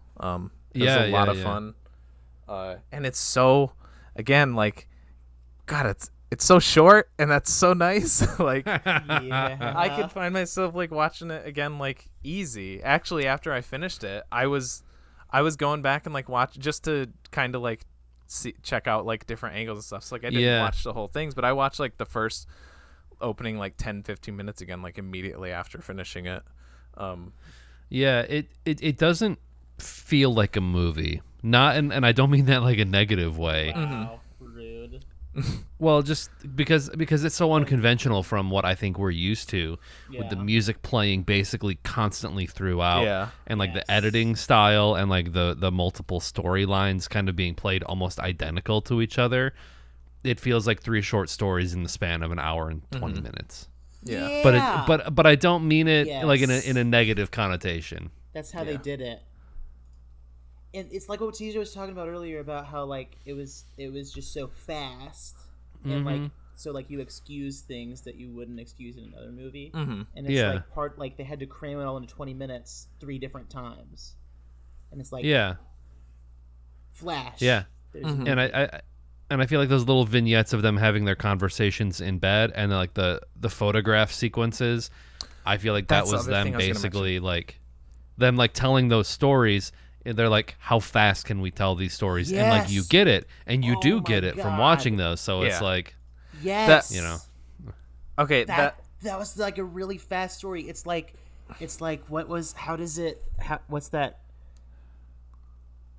How does it go? Or like, was it like somebody was like wanted to hire Charles Dickens to write a story, but they only had enough money for like 4 words.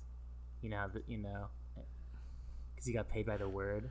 You don't remember how this? And so I don't know if this is true or not. It's might just be an urban legend. And he was like, yeah, write a story in 4 words, and he did. It was like,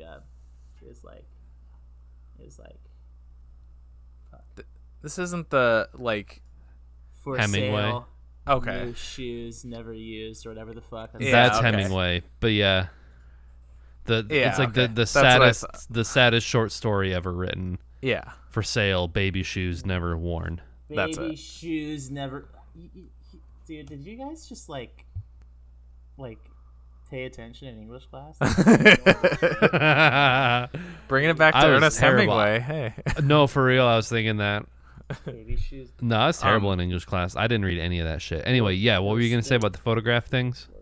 Not necessarily about the photographs thing, but that just sprung to mind. The thing that I also meant to bring up in my wrap up, like that kind of elevated this movie for me, is as high energy that it was, I loved the quiet, the moments you had to breathe.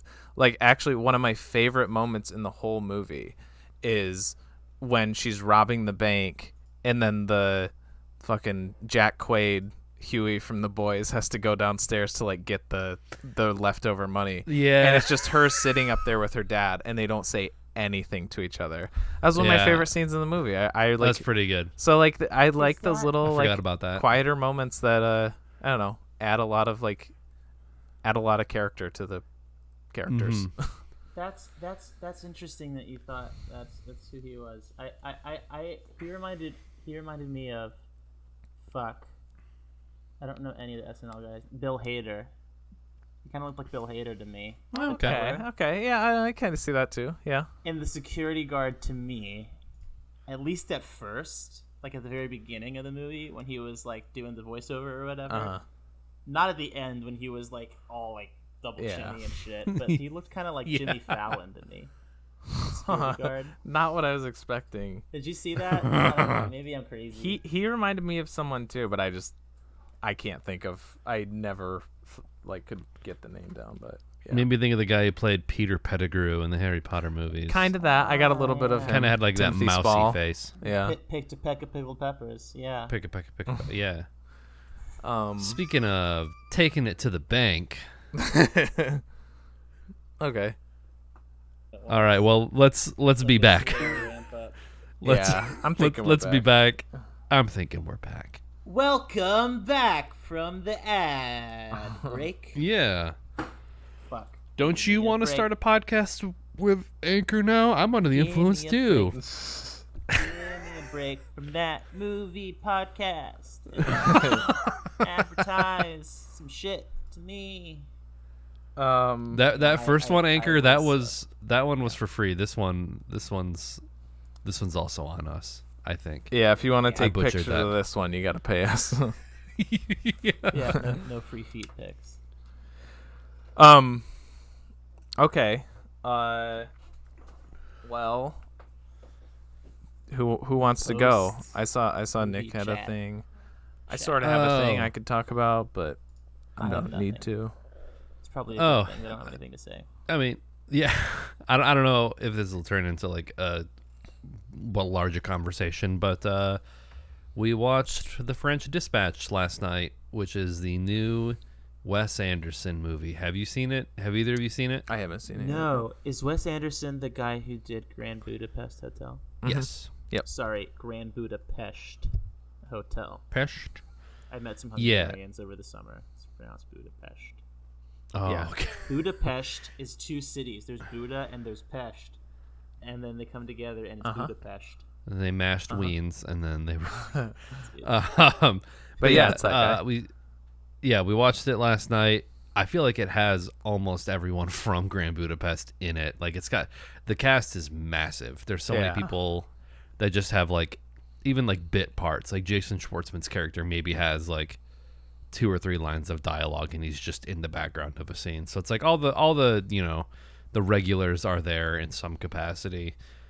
I feel like it's hard to rate Wes Anderson movies in a way, just because everyone always does that thing where they're like, it's the most Wes Anderson-y movie that he's ever made. Because, like, I feel like when you're a director and you have a very distinct style like that, and you do it for, like, most of your movies with that sort of, like, color palette and aesthetic and shit like that, people just be like, oh, he did the thing that he's known for again. And I'm just like, well, yeah. Yep, and that's why I like it, and it was pretty good. Yeah. See, it's not difficult to rate Wes Anderson movies. It's very easy. 11. I mean, that's how you do you it. I mean, All you can get granular with his movies, because I think I'm more of a fan of, like, his earlier stuff than, like, his later stuff. Where I feel like his earlier stuff, I feel like, has more of, like, an emotional core to it.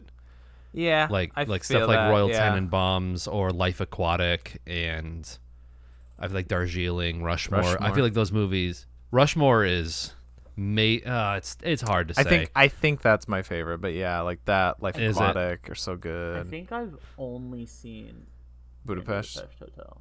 Okay. Yeah. I mean, I'm pretty sure my top 3 are probably in some rotating order, like Rushmore, Royal Tenenbaums, and like either Life Aquatic or Darjeeling Limited. But yeah, and I don't know. I feel like in a way, like, his later movies kind of do feel more like these largely ornate set pieces, which it's still very visually stunning.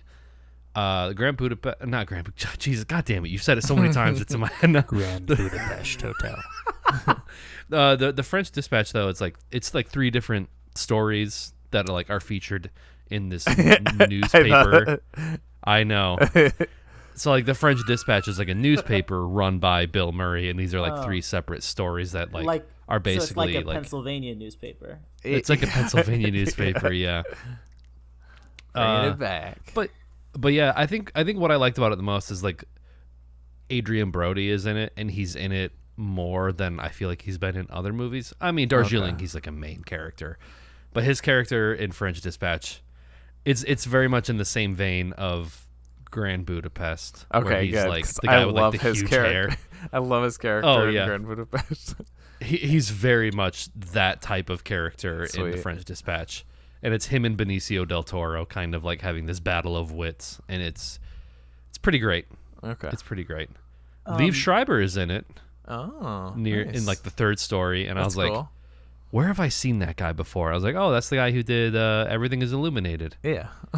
but he's also the guy who was falsely accused in Scream. Yep, Cotton in Scream 2. Cotton Weary, that's right. Yeah, Cotton Weary. Yeah. That's right, yeah. But yeah, I mean, I'd recommend it, I suppose. It was pretty good. I mean, it was like very... It was kind of slow at parts. Mm-hmm. And it kind of goes back and forth between black and white and color. Mm-hmm. The Timothy Chalamet story was pretty good. I would recommend it. Nice. Give it a shot. It's on HBO I'll definitely Max check now, it out. so- Oh, it is? Sweet. Then Yeah, that's why. Yeah. Yeah, we watched it at home last night. Okay. What about Fantastic Mr. Fox? I Should I see fucking that love one? Fantastic Mr. Fox. Fantastic one? Mr. Fox is Yeah. so good. That's Is really it It's good. so fantastic? good. Yeah, Yeah. It's like fantastic. claymation, right? It's stop motion. Yeah, it's stop motion. Yeah.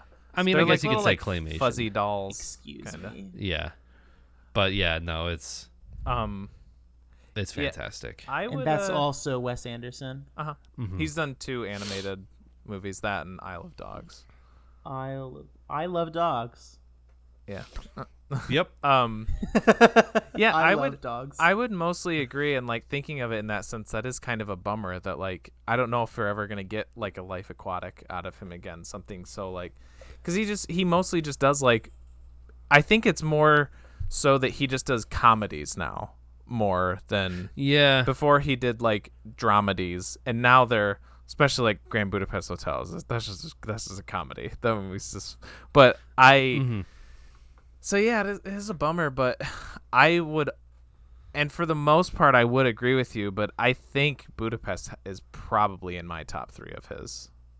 For Yeah. me, it's probably Rush. I think Rushmore has to be my number 1, and then Life Aquatic, and then it's either Budapest or Fantastic Mr. Fox. Because Okay. I Fantastic Mr. Fox is, yes, indeed fantastic. Would you say that it's like it's like a comedy? Fantastic Mr. Fox, yeah. It's a Yeah. oh man, it's a Roald Dahl story. Is it really? Yeah. Yeah. He did So- BFG and Yep. Willy Matilda, Wonka. Willy Wonka, the Twits. Yeah. That was one that I read as a kid. I love the Twits. Witches is another one of his too. Yeah. I Yep. haven't Yep. seen- Yep. I don't know. Or The Witches. Witches. Yeah. So yeah, Yeah. it's a very Roald Dahl-y. So if you're Yeah. familiar yeah. with him, that's the kind of story you're gonna get. Dude, fuck yeah. Yeah, I think- it's great. Throwback. I think Royal Tenenbaums is just up there for me because I think it just has so many of like my favorite scenes that he's ever done, and I do feel like of all of his movies, it's like the most human of them. Sure. Because Like, I think As opposed I think to that's like a Fantastic Mr. criticism he Fox. kind of gets, where like all of his characters are very like sharp and to the Mm-hmm. point, and they speak in that very specific way, and they do Yeah, that like in Royal fast-paced. Tenenbaums. But there's like these, I think there's like these moments where that kind of, it's really annoying to say that Gwyneth Paltrow is like my favorite part of that movie because her whole like, why do poor people just like make better food? Like her whole Separate the like her art whole goop shit. No, I know. from the artist. But it's like there's like the 2 scenes with her are like the most heartbreaking scenes to me in like any of his work, and it's when she gets off the Green Line bus, and then the other one is like when they're laying in the tent, and she asks him, because like this is, have you seen Royal Tenenbaums? You're drunk, you're not gonna remember this. Right, that's true. Like speaking the they're truth. like laying in And the that's how I tent got together. listen to the podcast, so Yeah. This is payback for the Hill House or whatever. yeah. have you seen it But yet? no, Do I you want to remember though. the I do want spoiler? to. But anyway, she's laying in bed in the tent, and she asks him like if he's gonna try and kill himself again, and he's just like, probably not. And like, she just like starts to cry, and the way that her face like breaks when he says that, I don't know. It's like the most emotional movie that he's got, and I think that's might be why it's my favorite. And the cast is great. One of the last Gene Hackman movies. Yeah. But anyway. Safe for Welcome to Mooseport, his real Welcome to opus. he could have gone out on such a high note. He didn't. Him and Burt Reynolds, I don't get it. Because like Burt Reynolds notoriously didn't get along with Paul Thomas Anderson, didn't really like Boogie Nights, thought the subject matter was gross, and it's like one of his career-defining performances. Same with Gene Hackman. I don't think he liked Wes Anderson. I think he was like a very old school guy. Yeah, So like he either like didn't get it and just like didn't understand it. And it's like, that's one of his best movies. That's one of your best performances in a movie. Yeah. Since we are just talking Wes Anderson now, I would say my most I think most heartbreaking scene in any of his for me has to be the end of Life Aquatic. Oh. Yeah. Ugh. Wait, so you've seen that one? Totally. Or you're just okay. I was just trying to participate. It's Piece the of shit. it's the I wonder if it remembers me. Oh. Oh, Dude. It Like oh finding man. Dory remembers her parents. No, because Travis and I went to go see that at the I got Wealthy it. Theater a few months ago, and like uh-huh. that moment happened, and I'm just like, because just I don't know, man. Seeing like Bill Murray break like that is just like something about it, Yeah. and the song that plays too. The song is just like perfection for that scene. Yeah. Yeah, that's the Bill kind of Wes Murray Anderson is- stuff that I miss. I feel like there's not as many moments like that in his newer stuff. Yeah. I think his Like you last said, one like more that was- comedic. Yeah. I think his last one that in that vein was Darjeeling. Which I do like Darjeeling a lot. Yeah. I don't think it doesn't hit the emotional like heights or depths. I don't know. For me. Yeah. But I still like Darjeeling a lot. Another good Bill Murray, a scene that makes me like feel very emotional. Also, it's very brief and it's almost like a blink and you miss it. But it's at the end of Rushmore when the play is happening, because like he asks, it's like the Vietnam War or whatever, and like there's a part where Max Fisher is like, "Were you in the shit?" And he was like, "Yeah, I was in the shit." And like it's like that scene, like the play, and like the bombs are going off and shit. I think it's like it just cuts to Bill Murray like at just once while he's watching the play, and he's just got like tears streaming down his cheeks as he's watching like this Vietnam War thing. And it's just like those little moments like that. Did you guys know that Bill Murray is really old? Yeah, he looks very old in The French Dispatch.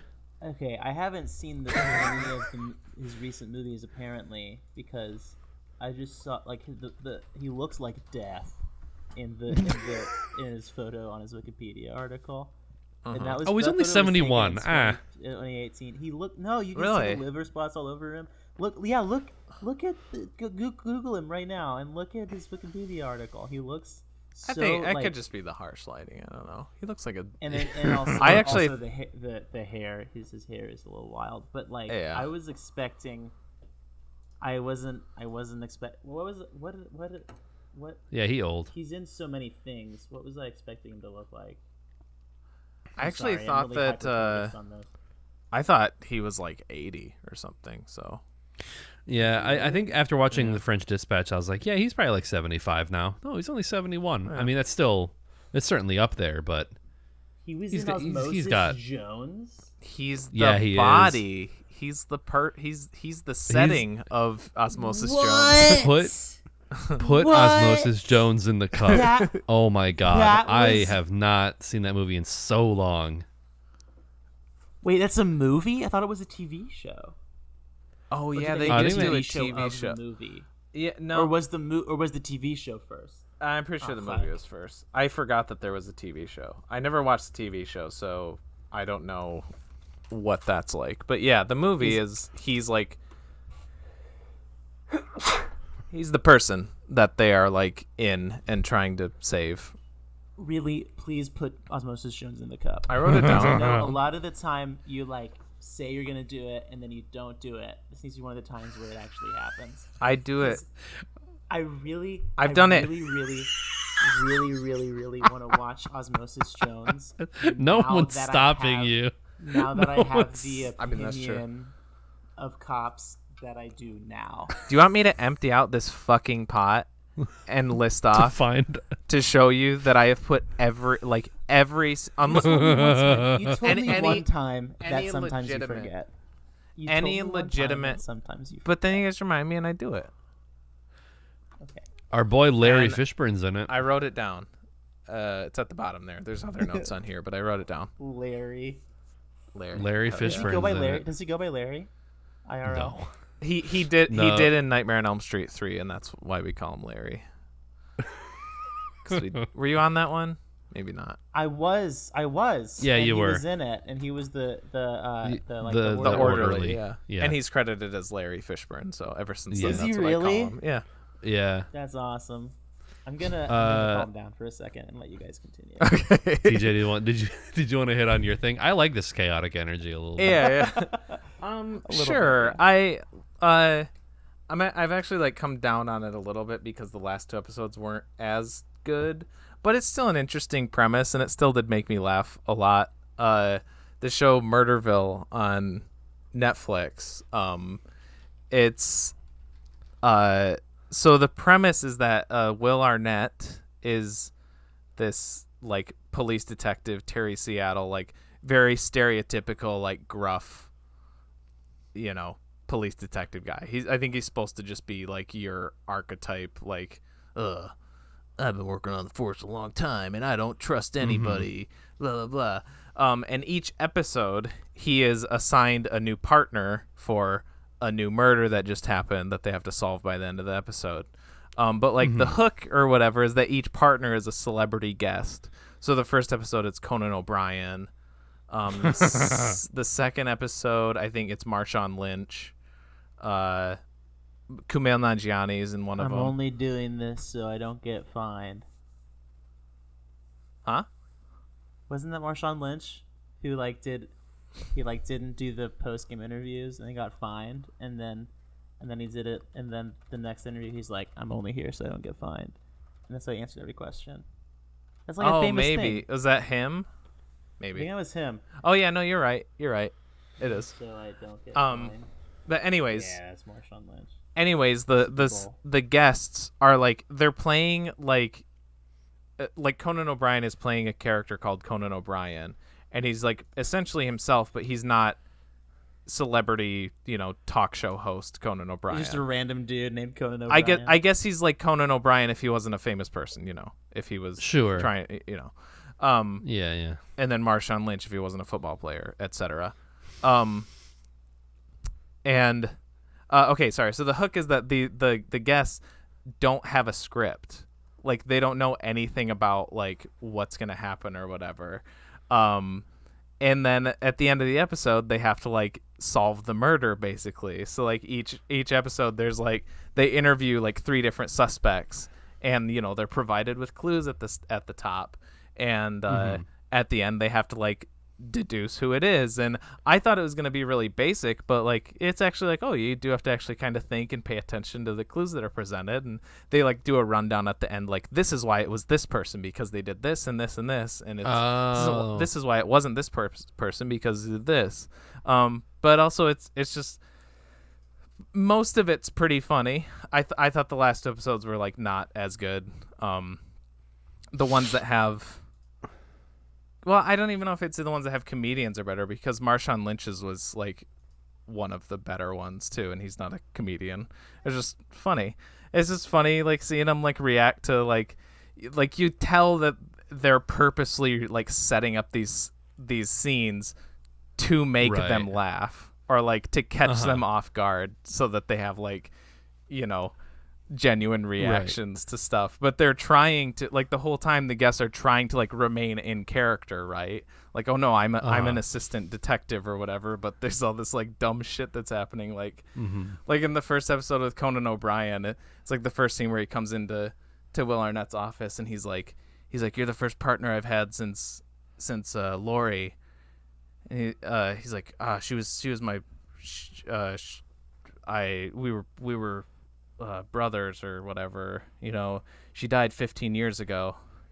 And then he's like, and in honor of her memory, I haven't touched her desk since. And then he like points, and like right next to him it's like this desk that's like moldy and it has like cobwebs and like a sandwich that's like black and like and then Conan's like trying to like react like seriously to it, but it's ridiculous.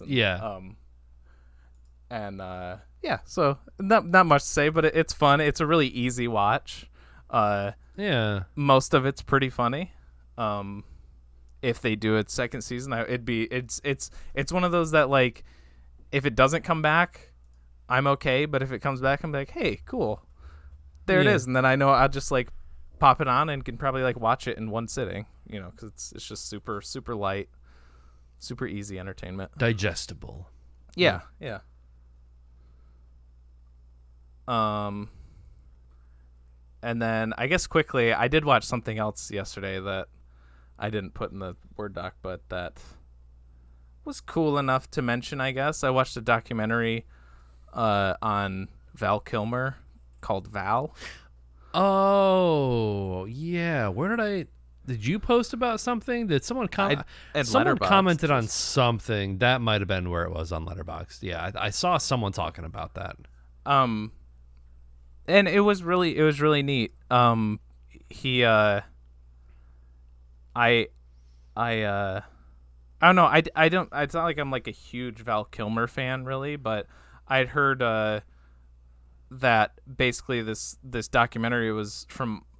He's just like throughout his life, he's a person who just records, I guess. So he has like hundreds of hours of like video cassette recordings of like him on movie sets and stuff like that.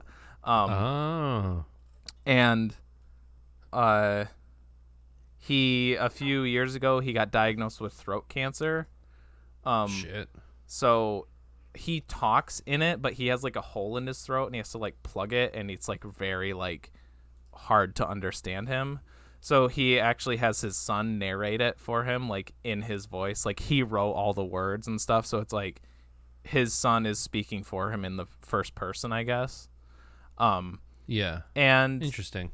Yeah, and there's some stuff like it intercuts with like some of like the present stuff. Like I guess like during it, his mom passed away, so it's him and his son and his daughter and his ex-wife, and they like go to New Mexico or whatever to go to her funeral. And so there's like some stuff from like the modern, like the present that like ties in, but most of it's just like a recap of his life. And it's just really neat because you get to see a lot of this footage from like, the set of like Batman Forever or Top Gun or like all these like big movies that he was in. It's just these really candid like video like tapes of like people from the like when he was in something that I thought was really neat. He was in Juilliard and he was like filling in. He was a stand-in on this play, and like the two leads or whatever were Sean Penn and Kevin Bacon. And so he like goes backstage and there's like little probably like 20-year-old Sean Penn and Kevin Bacon and just like chilling in like the dressing room or whatever, and they talk to him a little bit, and then they both like moon the camera. And then there's like one of the most interesting parts about it that I thought was all the stuff he got from the set of The Island of Dr. Moreau, which was a movie that was fraught with. I think like since watching that, I kind of want to throw it in the dud cup. It's based on an old H.G. Wells story, but apparently it's very bad. The movie's very bad, and also it was just mired with shit. Like I guess it's considered like one of the worst or like most cursed like movie productions in history. Like, I guess Bruce Willis was initially set to be like the role that Val Kilmer played, but he left because Demi Moore was divorcing him, and then Val Kilmer replaced him, and Val Kilmer did complete his role, but he was apparently like not very nice or very agreeable during the filming, because his wife also served him divorce papers on the set. And Marlon Brando, who played Dr. Moreau, this isn't as I mean, not that stuff is funny either, but his daughter committed suicide in the middle of production, causing him to like retreat to his trailer and just like not like just completely understandable, but like not like communicate with anybody about like whether he was even going to show up on like any given day. There was like a major hurricane that happened on set. Yeah, it was really I like just dove into the Wikipedia page on that movie afterwards, and but yeah, really cool documentary, really interesting. Like like any sort of thing like that where like, you know, candid old footage like that is really neat. Yeah. And I feel like the true test of like a good documentary is one that takes subject matter that you would otherwise not be interested in, and like presenting it in a like, I maybe have seen, I couldn't name a Val Kilmer movie that I've ever seen. I only know of him like as an actor and like action star in some movies. But like the way that you're describing it, I was like, it sounds like regardless of if I've seen Val Kilmer's entire filmography, it sounds super interesting just on like all those aspects. Yeah. Dude, yes. There are there are two very compelling documentaries about shit that you would never guess that you would think is important to you. Yeah. That have come to my mind just now. Excuse me. Okay. Number one, it's called AlphaGo. It's about a machine learning. It's like the team that made a machine learning algorithm that defeated the world champion in Go. Oh, okay. I know that. I know that story. It's free on YouTube.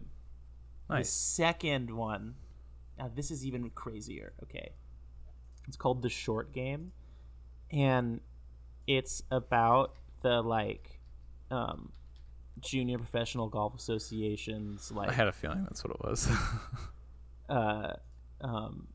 Like, wait, you've seen this movie? You familiar with it? No, I just Short Game.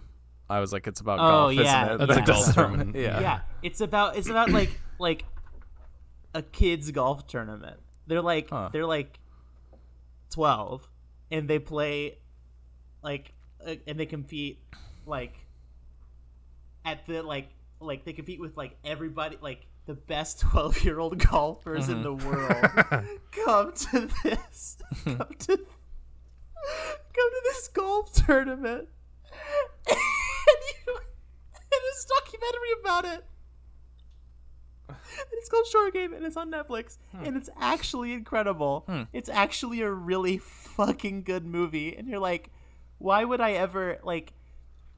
you ever think that 12-year-olds playing golf at the world-class level would be something that you would want to watch? And it is. Short Game. It's probably because all of their parents are insane. This is paw of approval stamp. And Moose, have and then paws? they do not. They They have have hooves. Hooves. And then sometimes you get burned by the documentary and you watch Jamie Kennedy's Heckler. Which you weren't on that episode, Moose, but yeah. I was not. It's the dude from Son of the Mask who made a documentary that was initially about comedians getting heckled, and then it turned into him interviewing all of his film critics who wrote terrible reviews of them and just being like very awkward and cringy around them. Not fun. There's a documentary about the Aristocrats. The Joke? The Joke, the Aristocrats. Yeah. And like the entire movie, they just interview all these different comedians, and they're like, they all tell their version of it. Yeah, they all tell their version of it, and they're like, yeah, that joke is stupid. And it's like, I think, and it just drags on, and you're like, why am I still watching this movie? But then you keep watching it because it's so gross. But then at the same time, it's just the Aristocrats. Yeah.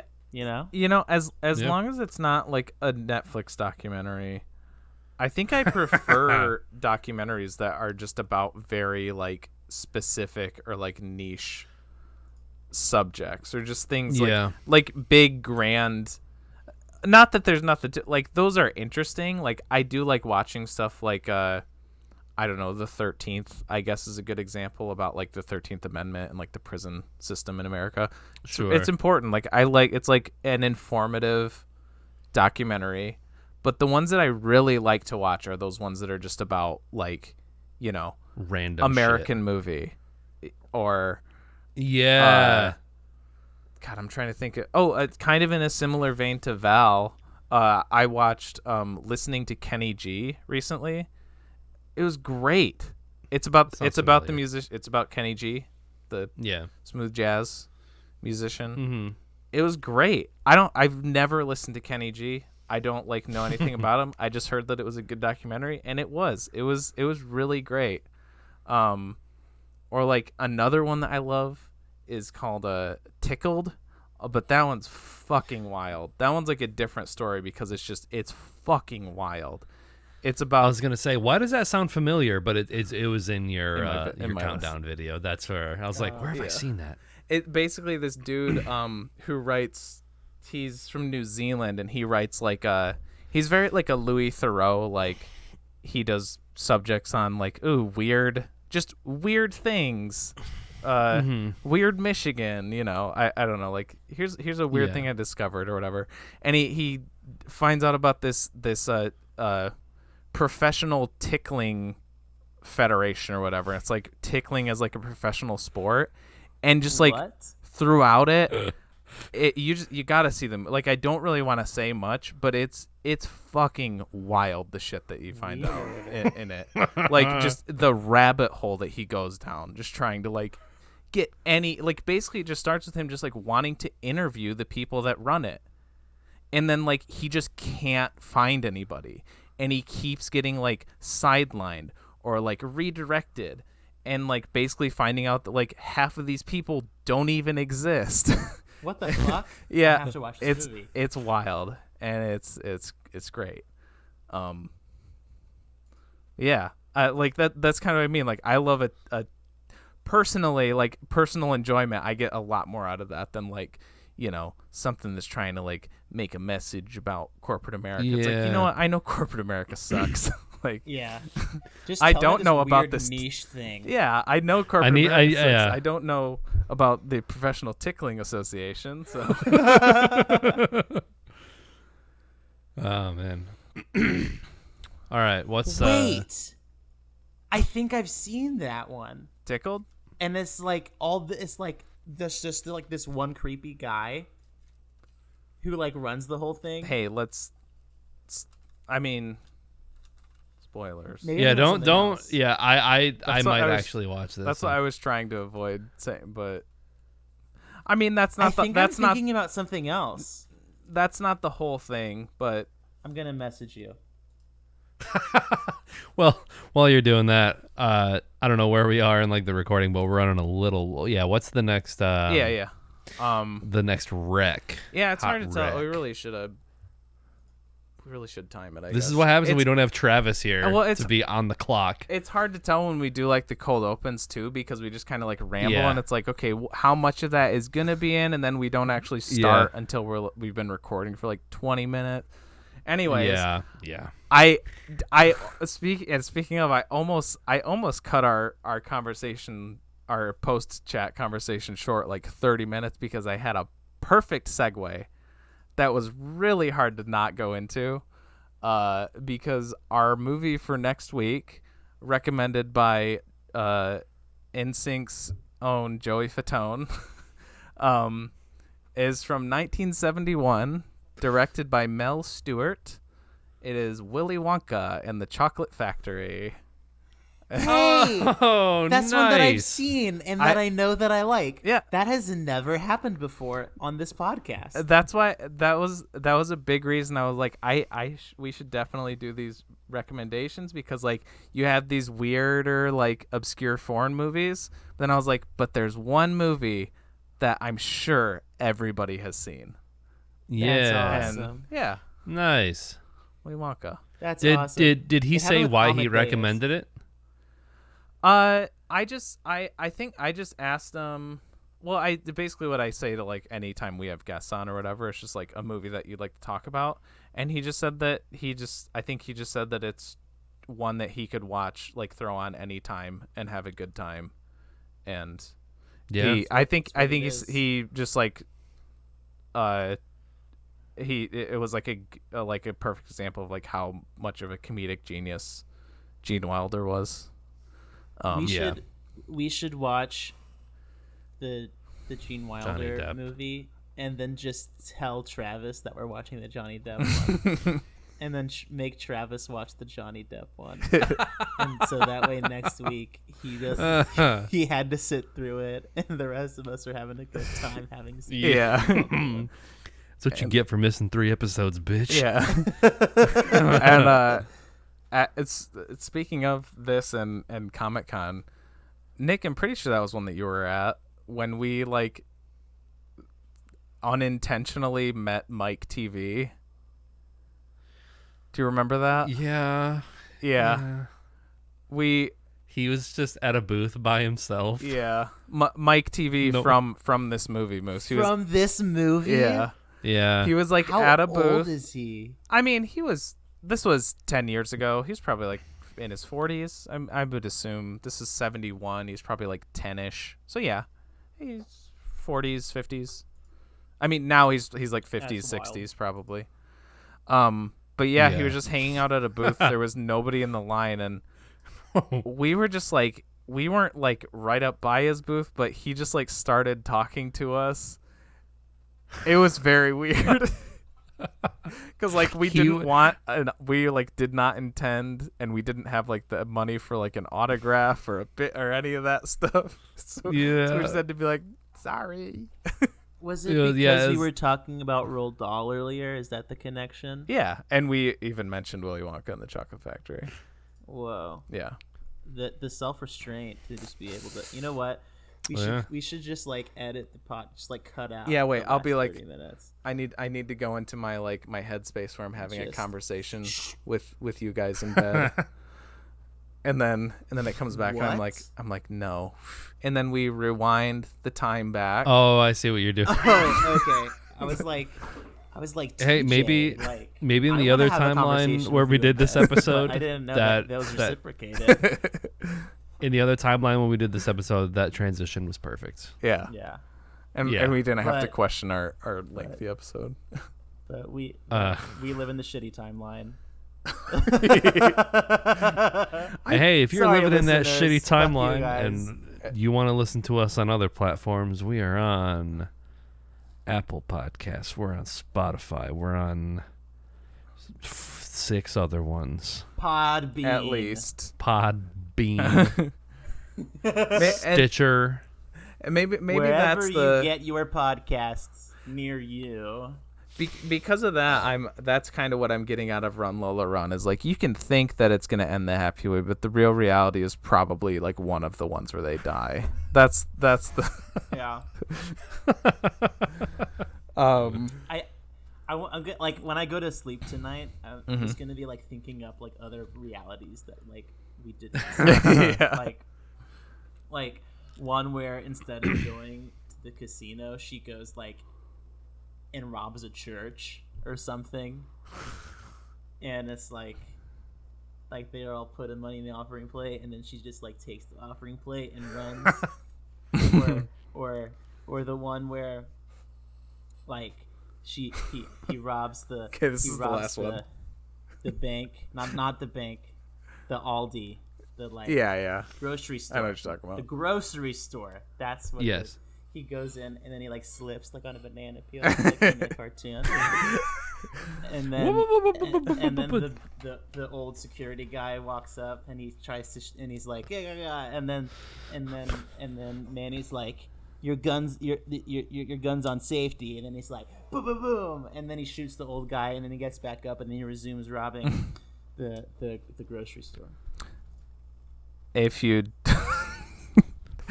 don't want to be spoiled for Willy Wonka and the Chocolate Factory, you had 50 fucking years and you haven't seen this movie, you loser. Well, you got 7 more days before next week's episode. Yeah. It's on like Netflix, HBO. It's Yeah. it's everywhere. It's in all of our hearts. Unlike most of the movies we do, it is actually like popular and people want to watch it, so Yeah. it's available. Okay, this is gonna get a little experimental, I guess. We'll see. We'll see if it'll even work. But I am your insert Lynch screen here. Oh, okay, I gotcha. TJ, aka J Spot Jack Cheese, and with me as always. As always, oh shit. I was trying to think of one. I was in the bathroom earlier, and I was like, I should figure out what I'm gonna say at the end, and I didn't do that. I am your your bicycle riding homeless man. Because that was because of all those timelines, I could still be that guy that works at Family Fair, and all my friends call me homeless still. That's a throwback. Yeah, Nick, aka Dr. Funk on Twitch, and with me as always. As always lately, anyway, I am your otherwise innocent casino patron whose glass just shatters in my hand while this lady dressed with bright red hair and lime pants is screaming at the roulette table, and I'm like, bitch, excuse me, I came here to have a good time and spend my money, and now you're just screaming and I'm gonna have to get a new champagne because my glass is broken. Moose, aka Tommy. Nice.